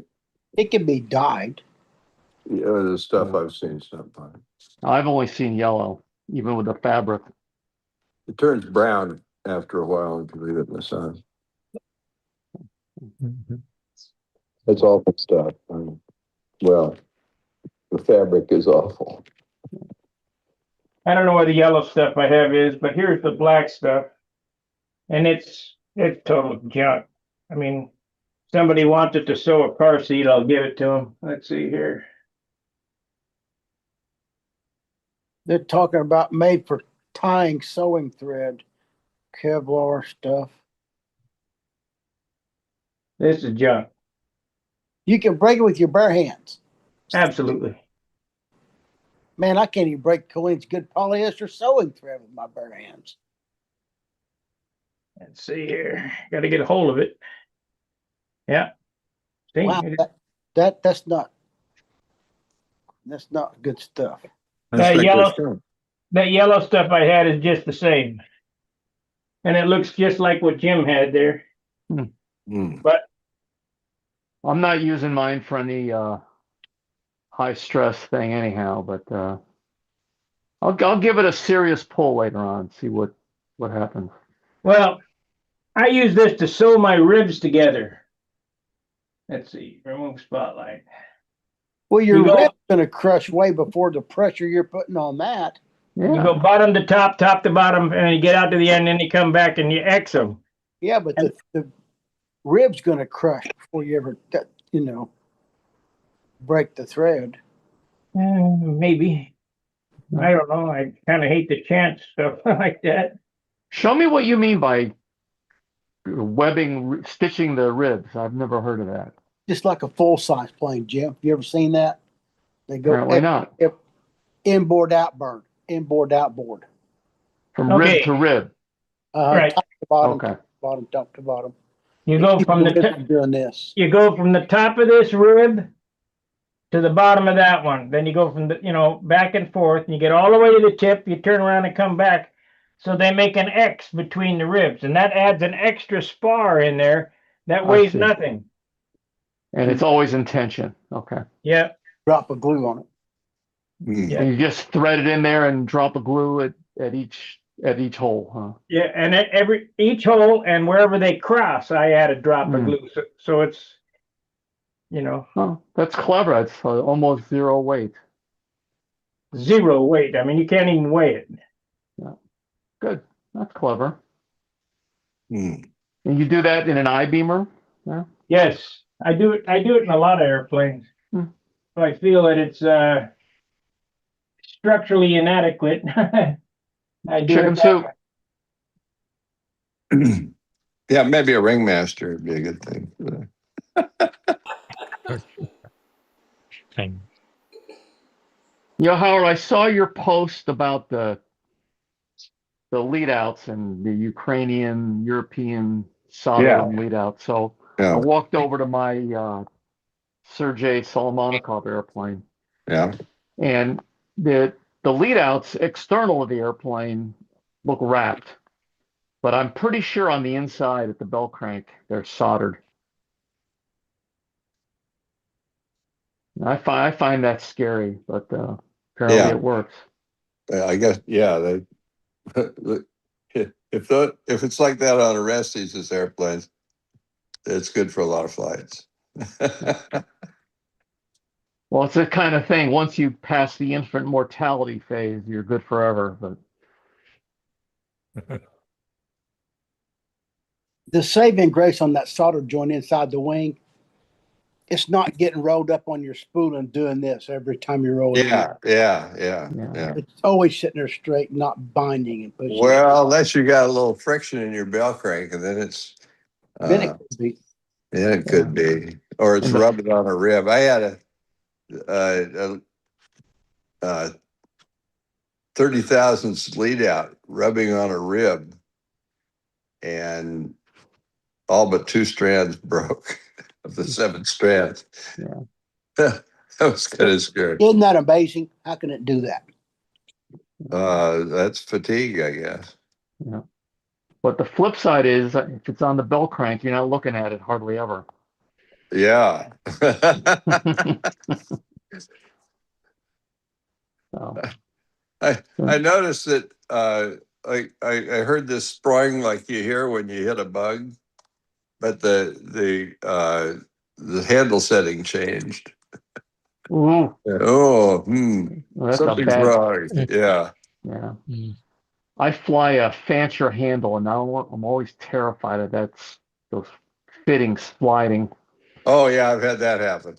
I I think I glued it in place. I forget what I did. I got one.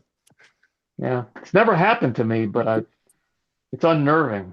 Oh, Took me a long time to get confident with it, oh.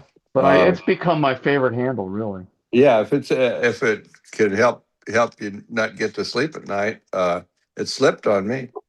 Thanks for that. He didn't find it at once.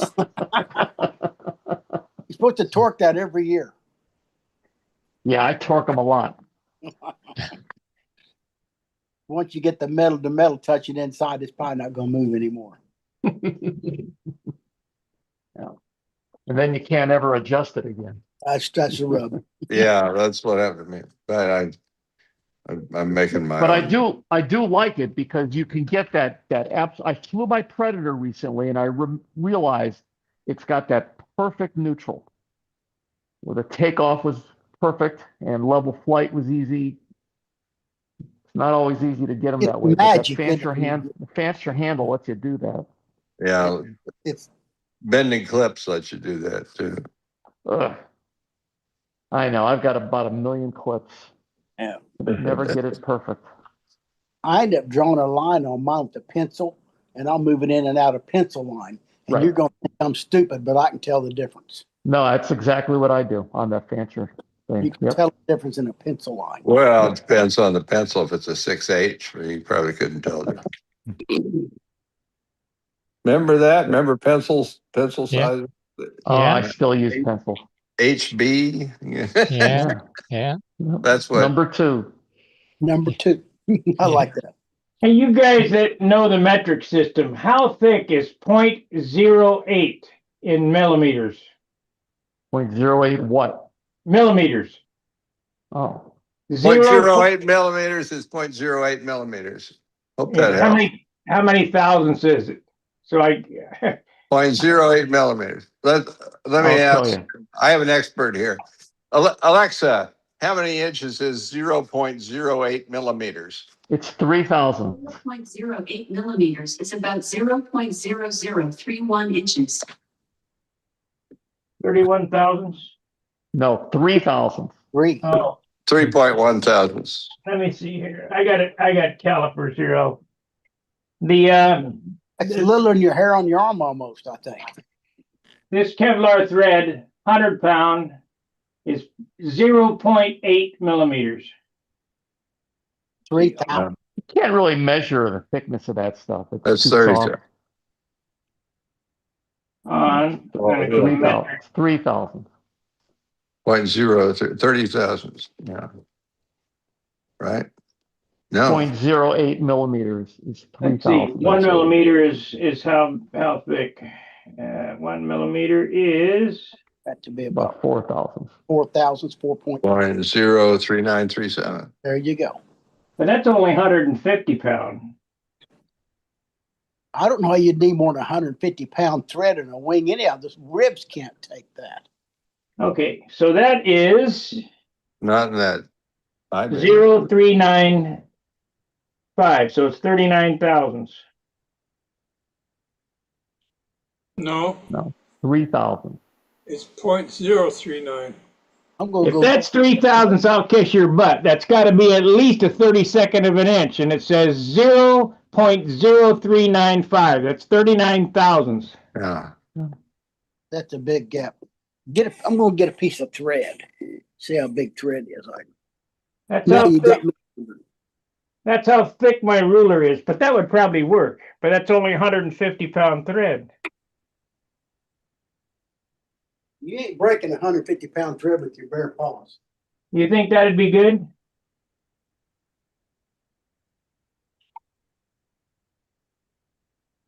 One millimeter, 200-pound. 1 millimeter, 1.1 millimeters is 300-pound. I wish you could get another roll of that stuff. I just add to a wish list. Wish list. Add to your list. Okay. Yeah, 3 thousandths. I mean, that's piston to wall clearance, and that's like a sheet of paper. That's at least the 32nd of an inch. All right. You said 0.08 millimeters. So it's probably 0.8 millimeters. 1 millimeter. 1 millimeter is. Come on now. About 40,000. Yeah, long ruler. This ruler here, about 40,000. 0.0359 or 5. So 40,000. I guess it'd work. All right. It says it's Kevlar, so we'll try it. This thread's 5 thousandths thick. This is what Colleen sews with. Yeah. Maybe 5.5. And you can't break that? Oh, you can break it with your bare hand. This you can. This is cotton thread. Yeah. The short piece you can't, but yeah, you can break this if you tie it around your finger. I guess when you sew those ribs, you just got to make sure that it's jigged exactly the way you want it, because it's going to stay that way. Right. Do you actually go through the rib or you just lay it on top and glue it? I go right through it. I sew it just like really? I would sew. One piece of thread goes all the way to the tip and comes all the way back. And it does take a while because it's kind of hard. It's finicky to go through this and then go down there and each. All purpose. So it's 1 stitch per 1.25 inches. That too. Try this one. You could do that with a traditional rib too. Oh yeah, I've done it a bunch of times in a D tube or Almost C got tube. me, but I can break it.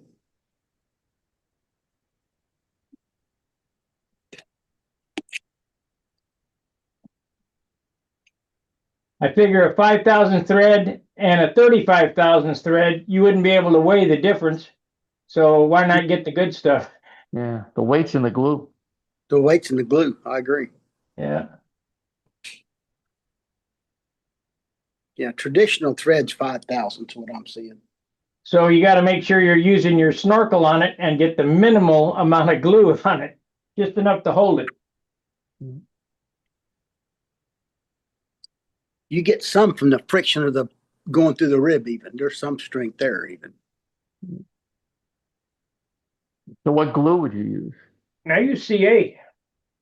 Ooh, that's a lot of weight. Let's see.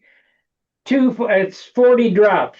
How much do you think 40 drops of CA weighs? You're not getting 40. If you brushed it on, you'd even get less than that. You know, at the little Brushes. I don't know. You just couldn't go on the outside the rib and pull it taut and take a brush and touch each top of it. See it to the top. Brush it on. Minimum glue. Yeah. I use one of them little snorkel things. I just put it drop. Beep. Yeah. Smallest amount I can get on it. It'd be interesting to do a structural test. How much does it make a difference? You're looking for probably wing twist, aren't you? Flex. No, bending. Bending. Yeah. Flex. Yep. Well, you could do that if you did one wing and then, flex them both. And then break them. Put a fixed weight on a wingtip. Put a pound on the wingtip and measure the deflection and do it on both of them. That'd be a Well, great. it makes enough difference that I can tell the difference when you fly it. I'll be darned. Because especially on a Beamer, that wing is really bowing. It's flexing. I thought that's what the tissue was supposed to do, was to It stop. does that too. I'm covering this with Japanese tissue, and they were saying it's the strongest Japanese tissue. If you go back and look at Saturday at John's, we did a test. Japanese tissue is the strongest covering as far as tensile strength. Yeah. Stronger than polyspan? Oh yeah. Huh. I'm surprised about that. How are you measuring that? We did it pretty scientifically. 3 coats of dope on a 3-inch wide by foot long piece of 8th or 16th. I can't remember. 8th, I think it was. And then we put the paper on and we did 3 more coats. So it's only 6 coats of dope. That's all we tested on. You got to go back and look at it. And then we put it between 2 standoffs and a scale on a drill press and pulled down on the scale until it broke. And we did everything. And carbon fiber was the weakest. The second weakest was double aught silk span, and the third was the GM silk span. And Japanese tissue held the most tensile So strength. you're just putting a load on it until it fails. Right. You weren't measuring the bending. You were just ultimate strength. Till it You're broke. measuring. Right. Fall apart. Well, when the Japanese tissue went off, it went off like a bang. I'll be darned. When the carbon fiber went off like a tear. Same with the double aught silk span. The GM was pretty steady, kind of between a tear and a bang. But So were you bent that your balsa stick that had the tissue on it? Are you pulling it in tension or are you bending it? pulling it in tension Wow. till it broke, till the covering broke. Sure. And that's on one of those Saturday at John's that John and I did, and we couldn't believe it either, you know. Yeah. So, And the material broke. It wasn't the adhesion failed. right, but yeah, the adhesion didn't give up. And you broke carbon?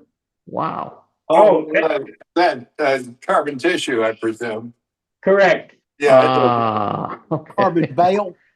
Yeah, Yeah. it So was that's the not. weakest. They're not. Yeah. Thank you. Not surprised. Not surprised. You know, because we were looking at you know, how everybody's covering their airplanes with carbon veil. Okay, great. It takes more dope to fill and offers less strength. So we're looking for the lightest shit we had. And that tissue that I used was that $15 a sheet Iski carbon tissue, Exactly. Yeah.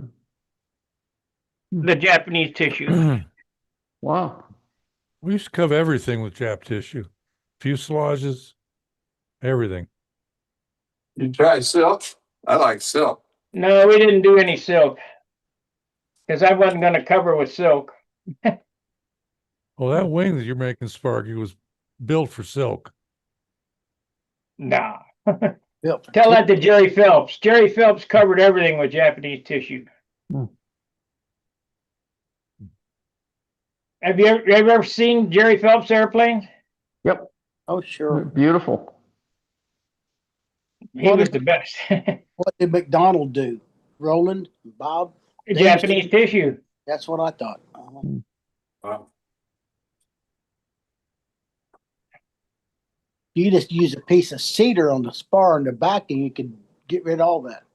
Cover it in monocoat. Well, I got carbon fiber on the leading and trailing edges on this, 10,000. Yeah. Yeah, I was thinking about monocoating it, and if I can't get that shit to go on, it'll be monocoated.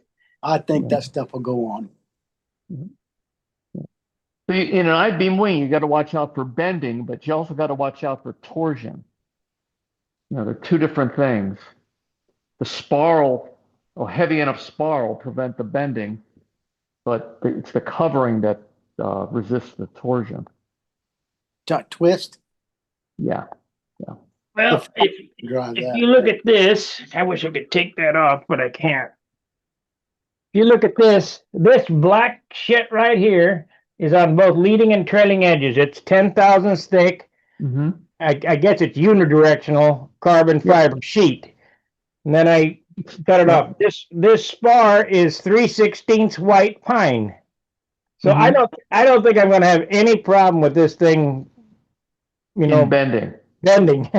Nope, it's good in bending, but in torsion, you need good covering to resist the torsion. This way. Yes.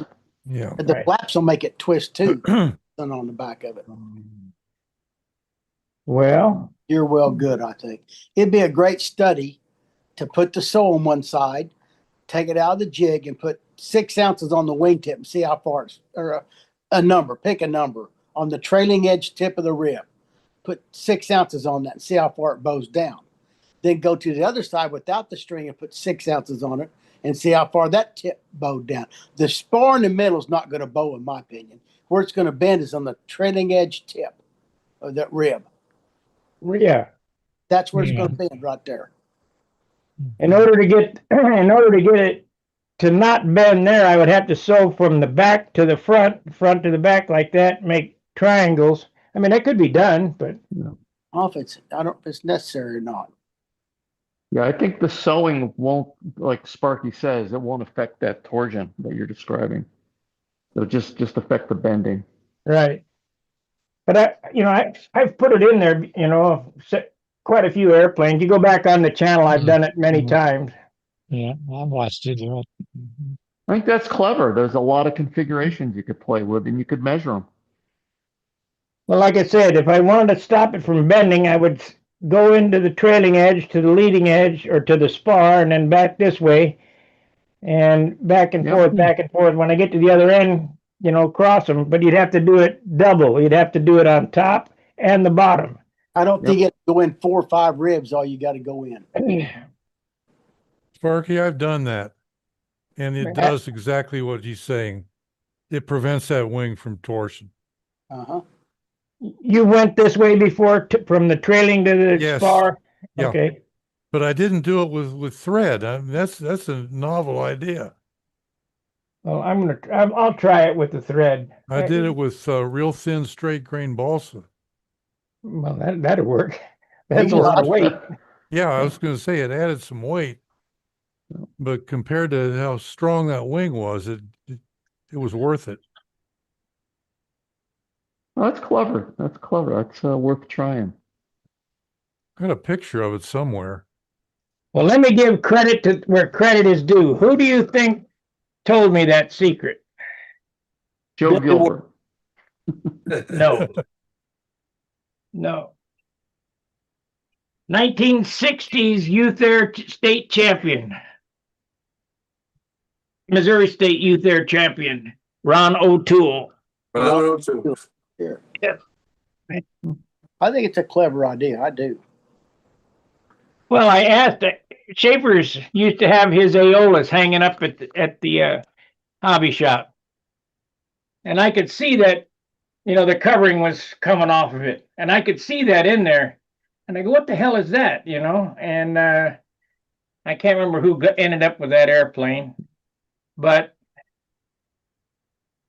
it was a local guy, and I asked Ron. I said, "What is that?" He said, "Well, we sewed the ribs back in the 60s. I said, "Great, show me." And he showed me. Wow. And he didn't have Kevlar and hot stuff. No, he just had sewing thread and ambroid. Do you do that going through the rib? Yes. Or do you do it just laying it over the rib? No, right through the thread, through the rib. Use a needle? Yep.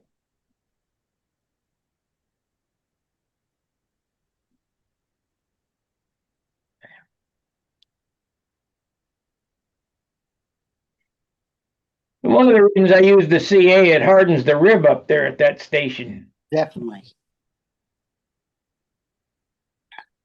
CA is a nice use for what you're doing, but I avoid it because it is weight. I use thinned out Type Bond as my go-to glue material. So how much weight difference do you think there is if I use 1 ounce of, that's all I use in an airplane, 1/2 a bottle. So 1 ounce of CA, which doesn't gas off, so you're putting an ounce on, and a bottle, whatever, how much Type Bond you use. How much you think weight difference? Hard to put a number on it, but I'd say the Type Bond is lighter. Could potentially be an ounce. No, Type Bond, it's got to weigh something. Well, but Type Bond is mostly water, and it evaporates out. It's not zero, but I think it's less. It's less than CA. I don't know, Sparky. Your airplanes are pretty light, from what I'm told, so you're doing something right. Yeah. Well, it's careful weight management. The biggest thing is the paint job. That's where you get the biggest weight savings. I use 1 quart of dope, and when you're out of dope, quit painting. Don't keep tipping the can. Yeah, I keep weight and balance spreadsheets, and it's everything, including hardware, but paint too. Yep. Hardware's a big thing. Yep. Yep. Now that I got carbon fiber tanks, that's a big weight saving. That's 1.5 ounces off the airplane. Yeah. I was playing around with titanium landing gear, music wire, titanium And we wire. did that too, but they sing when you land.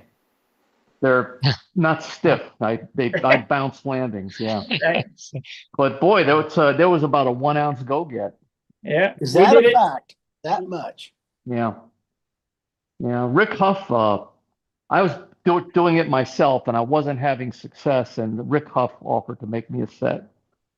And they work, and I have them, but they're less stiff than the music wire, and I tend to bounce landings more often. So I don't use them. Did your wheels sing when you landed? No, I don't know what you mean. What do you mean by that? They made a real high screech singing when the wheels were rolling, the bearings on the wire. No, I didn't experience that. That's why we quit using it. It just went really weird noise.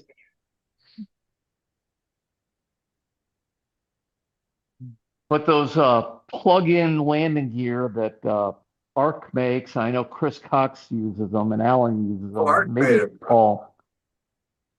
What's that, Howard? Oh, yeah, I'm interested in this. My ARF has them, and they're wonderful. Yeah, the plug-in Arc style. Arc made them. Yeah. So, I mean, you do that, and you know, to me, the obvious thing. I'm not smart enough to figure it out, but it was obvious how much weight that music wire has, and if you can cut that music wire in half, boy, there was a lot of weight savings, and that's the beauty of those landing gear. Oh, That you can't adjust them and all that. I don't think I'd want to fly them on grass, but I've been flying on grass. Well, I bought a pair. I bought a pair of those from Casminato, and I'm kind of like you, Jim. I couldn't figure out how to get the rib in there and make the lead out pass through with that stupid receiver, for the landing gear. So I sold them to Paul Walker. Oh, what did he use them on? I don't know, one of his airplanes, whatever word he came up with it, the removable landing gears on. Oh, I'll have to discuss that. So Arc makes them up. the ones that Arc makes didn't have the problem that Sparky's describing. I mean, you could mount them low enough in the rib that they didn't interfere with the lead outs. Well, this ARF I got it seems to be just dandy. The wing mounted gear we're talking about here. Wing mounted gear, yeah, just a little bitty slot, and Slide it up. yeah, you just slide it in, it goes click. It Yeah, feels really good. A ball detent. Yeah. Right. Yeah. What does the receiver look like though? I forget. I could see I'll it go when I have get the mine. wing on. I don't want. Yeah, get yours. I don't want to take my wing off. Kaz's airplane, he recommends you put a piece of tape on that gear to make sure it doesn't come loose. Just clear tape against the gear and the wing. No Put a confidence. piece of that wide, just tape it to make sure it doesn't vibrate and come loose. Well, I bought them from Kaz and sold them to Paul. So, Okay.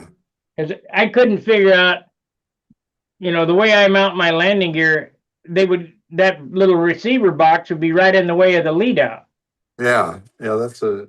Move it further forward to the leading edge. It's that receiver I had. Let's see if Jim's the same.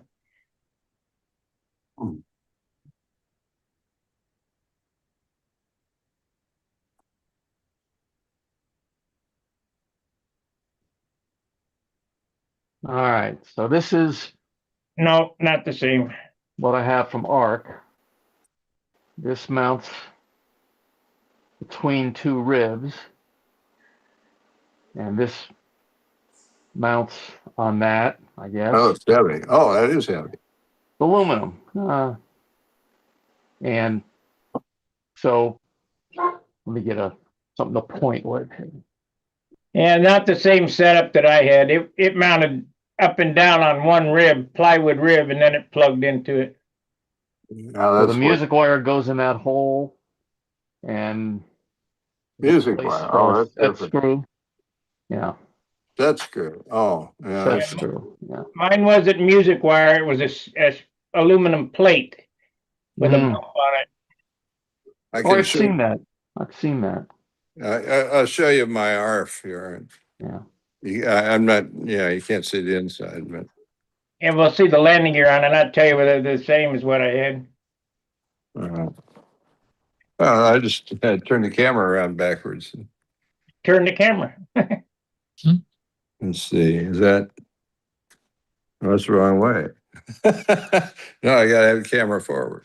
Okay. Yeah. Here I Are those landing gear flat? am. You had it the right way. We were looking at the landing gear. I'm not smart enough to do this. But where is it? It's there somewhere. We're looking at the fuselage. Look at the fuselage. There we go. Almost looking at the wheel pant. Look at the wheel packs. I'll point it up. There you go. Dentist. Oh, No, let me that's what I had right there. turn it over and then just because I can't figure out how to manipulate the I camera. love it.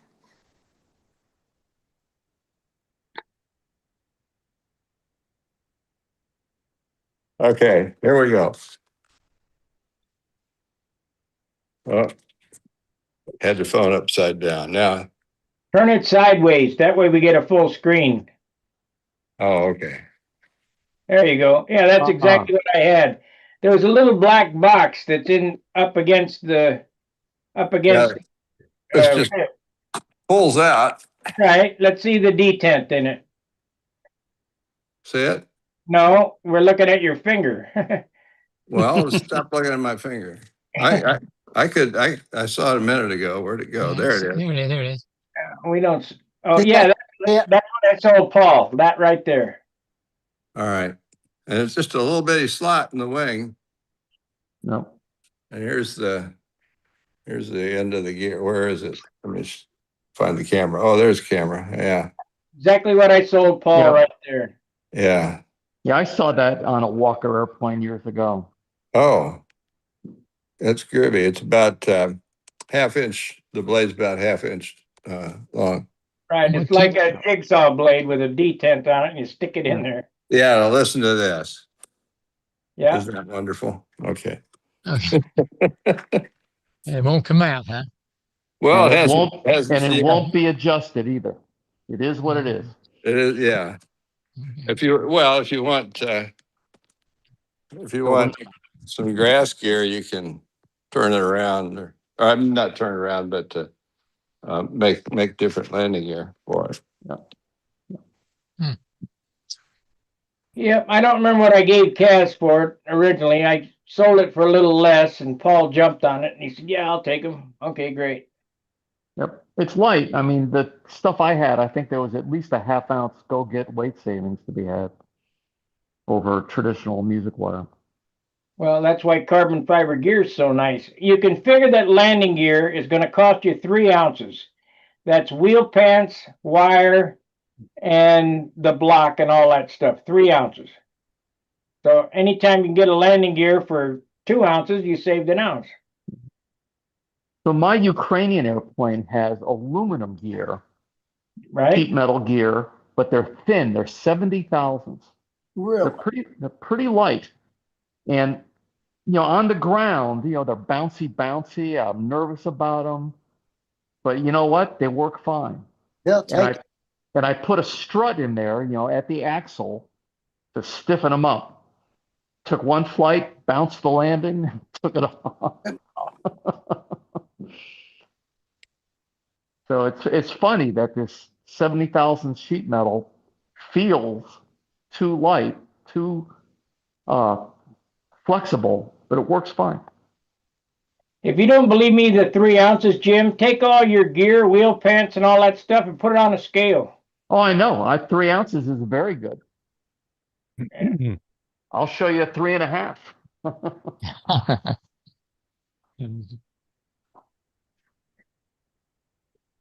That's kind of like I don't have any of these weights written down, but I've built so many airplanes, I can tell you what shit weighs. Like an elevator stabilizer with horns and hinges, if you can get away with no dope on it, if you can get away for less than 3 ounces, you're doing great. Yep. I used to think a 3 ounce motor crutch was good, but now I've cut it down 1.5 ounces with the routing out of the engine bearers and all that shit, and building them up instead of using maple motor mounts. This fuselage crutch here weighs 4 ounces. The whole fuselage weighs 4 ounces. So that's great. That's a real good way. I think this whole airplane is probably up to, I would say, 12 ounces now, the whole airplane. 13. Because I'm adding ribs. I was at 11. Yeah, that's 3 ounces there. This, I wish, it's 3.7. 3.7. Yeah, wood wheels, I mean, it's ready to install, Right. mounting hardware, everything. Yep. What did I hear you say? Wood wheels? With the wheels, Yeah. With. with wheels, with Oh, with 440 screws. I mean, everything. Right. 3.7 ounces. And Wheel the wheel pants, half a piece. Those are Meslick wheel pants. yeah, these are like eggshells. Right. I got a couple Yeah. sets. The weight is in this gear here. So do like Danny does and thin that wire out. Thin that gear out until you can't take no more out. Yeah, yeah, you could do that. Or thin it or cut it in this dimension, front to back. Cut it down to 1/4 inch or 3/8 wide instead of it looks to be about 1 inch at the fuselage and 1/2 inch at the wheel. Just cut it, thin it out, Yeah, yeah. Let me see what it is.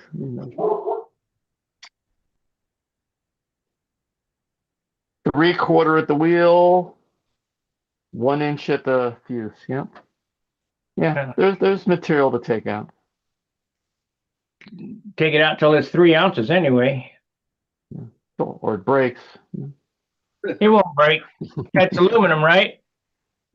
It's all carbon. Carbon fiber. Definitely thin it out then. Yeah. Or I can send you gear that'll work. That's lighter. I'm a long way from needing it, but yeah.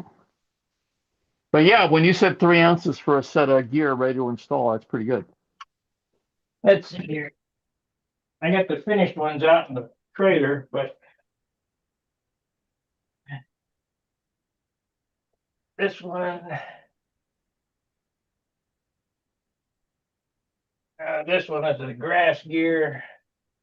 Here we go. This gear. Let's weigh these up.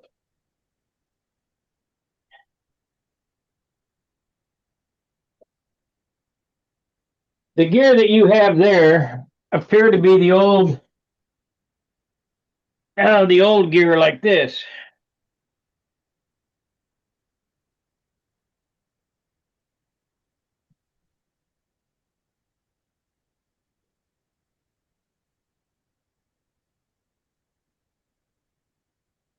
That weighs 1.6 ounces. Just this. The Meslicks don't weigh shit. This grass gear, these are super long grass gear, 1.3 ounces. This gear here is what I'd be using, 1.2. So that saved a little bit.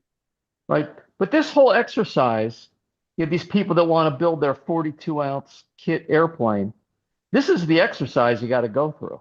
Right. And get all this stuff, everything, before you have a chance of building a light airplane. It's not one thing. It's everything. 34 That's grams right. on this one. It's everything. 36 grams on this one. I got the finished ones in the trailer that are lighter, thinned out. 36, 45.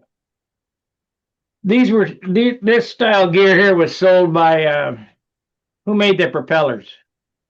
You gonna Meslick? No, these are who made the Randy propellers? Oh, I don't even remember. Carbon props. You guys hit on one of my favorite subjects because I'm having to redo the landing gear in the profile. It lands like it's coming down on a trampoline. I can't stop it from bouncing. I land it hot and it waits till it up right at the end and it floats back up. I give it any down control, it bounces back up. So I got Chris Rigatti Yeah. got me a set of these from I don't know where he gets them, someplace in China. They're stiff as a board. I mean, they're stiffer than piano wire. This way. How thick are they? They look like carbon? They're Are they car- about a 16th of an inch thick. Is They're it, what's the, carbon ma- and they're it's carbon. airfoiled. Yeah. Look nice. He uses those on his agenda. He got a whole bunch of them. Unfortunately, I've got that to deal with on a profile, but it'll make it look nice. So what does a This whole complete landing gear set weigh? this whole thing And everything. as it sits right here, I just weighed it, is 8/10 of an ounce. And it's just with wheel pants. It's got one wheel pan. One wheel pan. One wheel pants. Yeah. But it's 8/10 of an ounce with one wheel pan. That's 2.5 ounces finished up, more than likely. Approximately. Yeah. That's still pretty good. That's very good.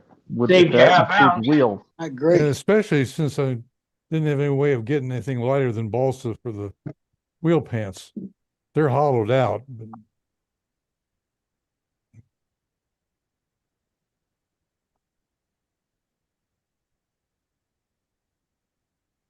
I find the position of the gear in relation to the CG of the airplane is a bouncing issue. oh yeah, absolutely. The gear on there are too far forward. I'm going to angle them back. Got to angle them back. See what- If you get serious, you have to make the tail wheel longer where it touches first, then it's over. Yep. That's very It's true. not, but it works. That is also the way that I've set them up. Gieske got me doing that. Taught me if you can come down with your tail wheel first, you're not going to bounce. It's going to flop. It can flop, but it's over. Yeah. Well, it's the fact that the angle of attack on the ground is next to Goes zero. away. Goes away. Yeah. Here's the master for the gear that I make right here. Let's see what it weighs. This is the master.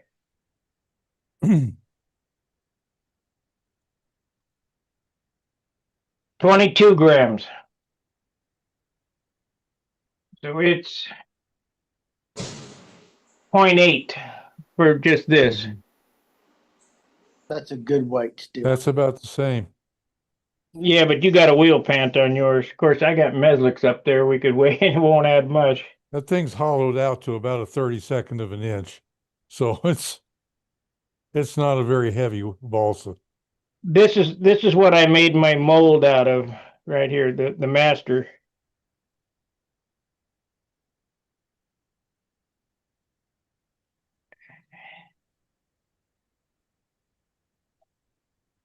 And you can make this. The nice thing about making stuff yourself is I can put as much carbon fiber in it as I want to. If I need a 1/2 ounce gear, I can make a 1/2 ounce gear.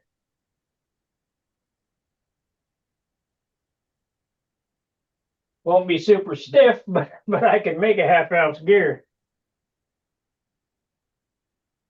We could shoot for 60% fiber, 40% resin, I think.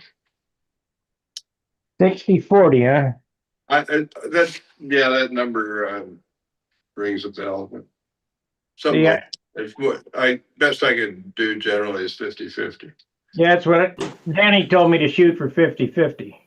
Yeah, that wouldn't hurt.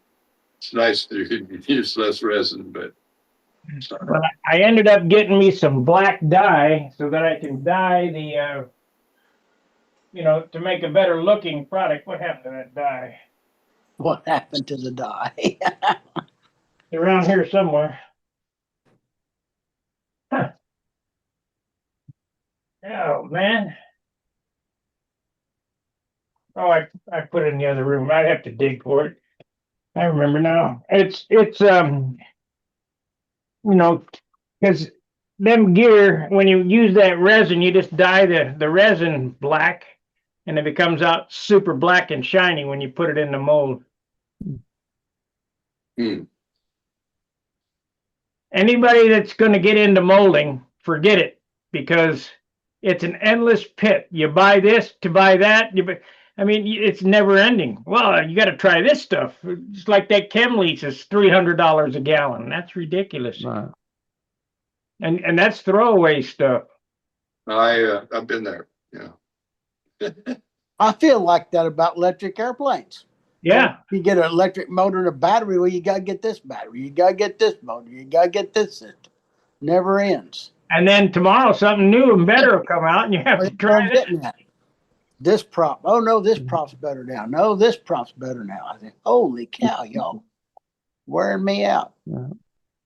My friend Larry is starting to build lithium ion batteries, so I have a pathway to lithium ion soon. I think they're the cat's meow. Should have come to Battery Palooza. Well, yeah. Except my airplane has 2 ounces of lead in the nose, so I don't need that battery yet. Yeah. I got an airplane like that. It still has lipos. Yeah, yeah. So this one I'm building, be done in a year probably. I stretch the nose 2 inches. I'll need lithium ions then. There you go. And the Ukrainian airplane, I'm flying with a 13-ounce lipos, and I think that's what it was designed for. So it's happy. It still weighs 62 ounces. Yeah. Isn't that impressive? Yes, it is. Yes, it is. Man. No. And I heard you talking about Howard, how he set his up. I did the same thing. I got the lap times and the line lengths from the designer, and my baseline configuration is to just match that. And that's a pretty good setup. You got another one coming? No, I've got number 2. You have it. Yeah, I've been flying it. Oh, okay. Yeah. So you can come to our contest this next weekend. Fly some stuff. I'm hoping to come to a contest then. What, next weekend? Come on out. Not next weekend. You can stay at our house. Oh, thank you. Which But, contest is that? What's the name of the contest? The R.F. Stevenson Memorial. Okay. Yeah. Raider But round. I'd like to come to the Northwest Regionals next year as a contestant. So. Yeah. That was the whole mission, flying those airplanes. The second one needed a flap tweak though. First one was perfect off the bench, off the board.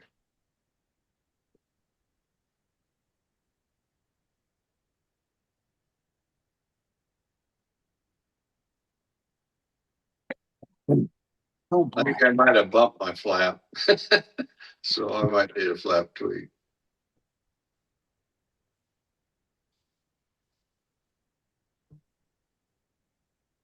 Flap tweak is painful on these things because you got to take the airplane apart. Yeah. Take the wings off. Take the wings off. Yours have all slotted screws. Yes, I don't like that either. Yeah, I'm getting some Allen head screws for it. You got to turn them down though, because the heads are too big. Mine are custom bolts with a funny shoulder. You're not going to find anything off the shelf that'll drop in there. It depends on whose shelf. Wow. I went to McMaster Carr's shelf. Hmm. Isn't that odd that they're still using 1930s technology, straight slot screws? It is. The AN 225, the 6-engine huge airplane, biggest airplane in the world, came to town one time, and I went over there was an air show, and I went over there and saw it, and it has a big row of straight slot screws in the side holding it together. That's a Russian airplane, right? Ukrainian. Okay, same The thing. Russians destroyed it. Yeah, just an active vandalism.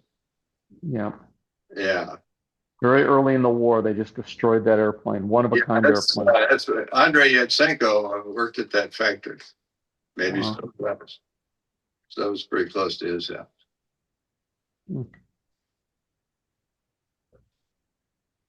You were able to find the fasteners in Mastercar's catalog, or are you having something machined? I came close, and the head's too big, so you've got to turn them down. I had some Yatsenko in my regular airplane. I got Yatsenko take apart fuselage hardware, and it had the slotted screws in there. And after putting a gouge in my fuselage, I figured I better replace them. So I got some Allen screws to replace those. They're just regular screws. They're not shoulder bolts. You got a tap, right? Just drill them and tap them. 440. I didn't need to. I got the M4 screws, but I had to turn down the heads of them to get them to fit in the slot in the hole. And I'll have to turn down the heads on these. I think there's a guy in our club who has a machine shop. I'll hit him up for turning them down.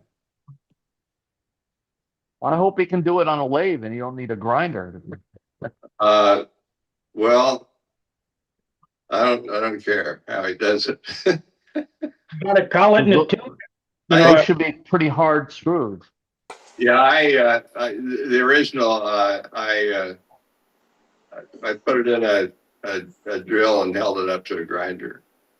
That's kind of crude.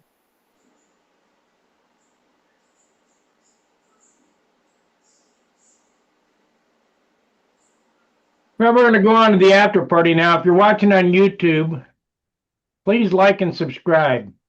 And if you could, there's two things. Hit the bell for notifications. And if you're watching on a cell phone, there's a new feature that's been added to my channel. It's hype. I couldn't do it to my own channel, but give me a hype, would you please? And that kind of puts it out, the video out to others. So that'd work. And that's on all the videos that you watch on your cell phone only. Doesn't work on a desktop. All right, now I got to find the video. Shit. I hate this part, signing off. Okay. Content, live. And here we are. Okay. Please like and subscribe. We do this every Monday and Friday at 7 Central. Runs till 9 o'clock. And Phil Bailey said Bali, and that's correct. Those landing gear are Bali that I showed you. All righty. We'll see you tomorrow. Fair winds, tight lines. See you.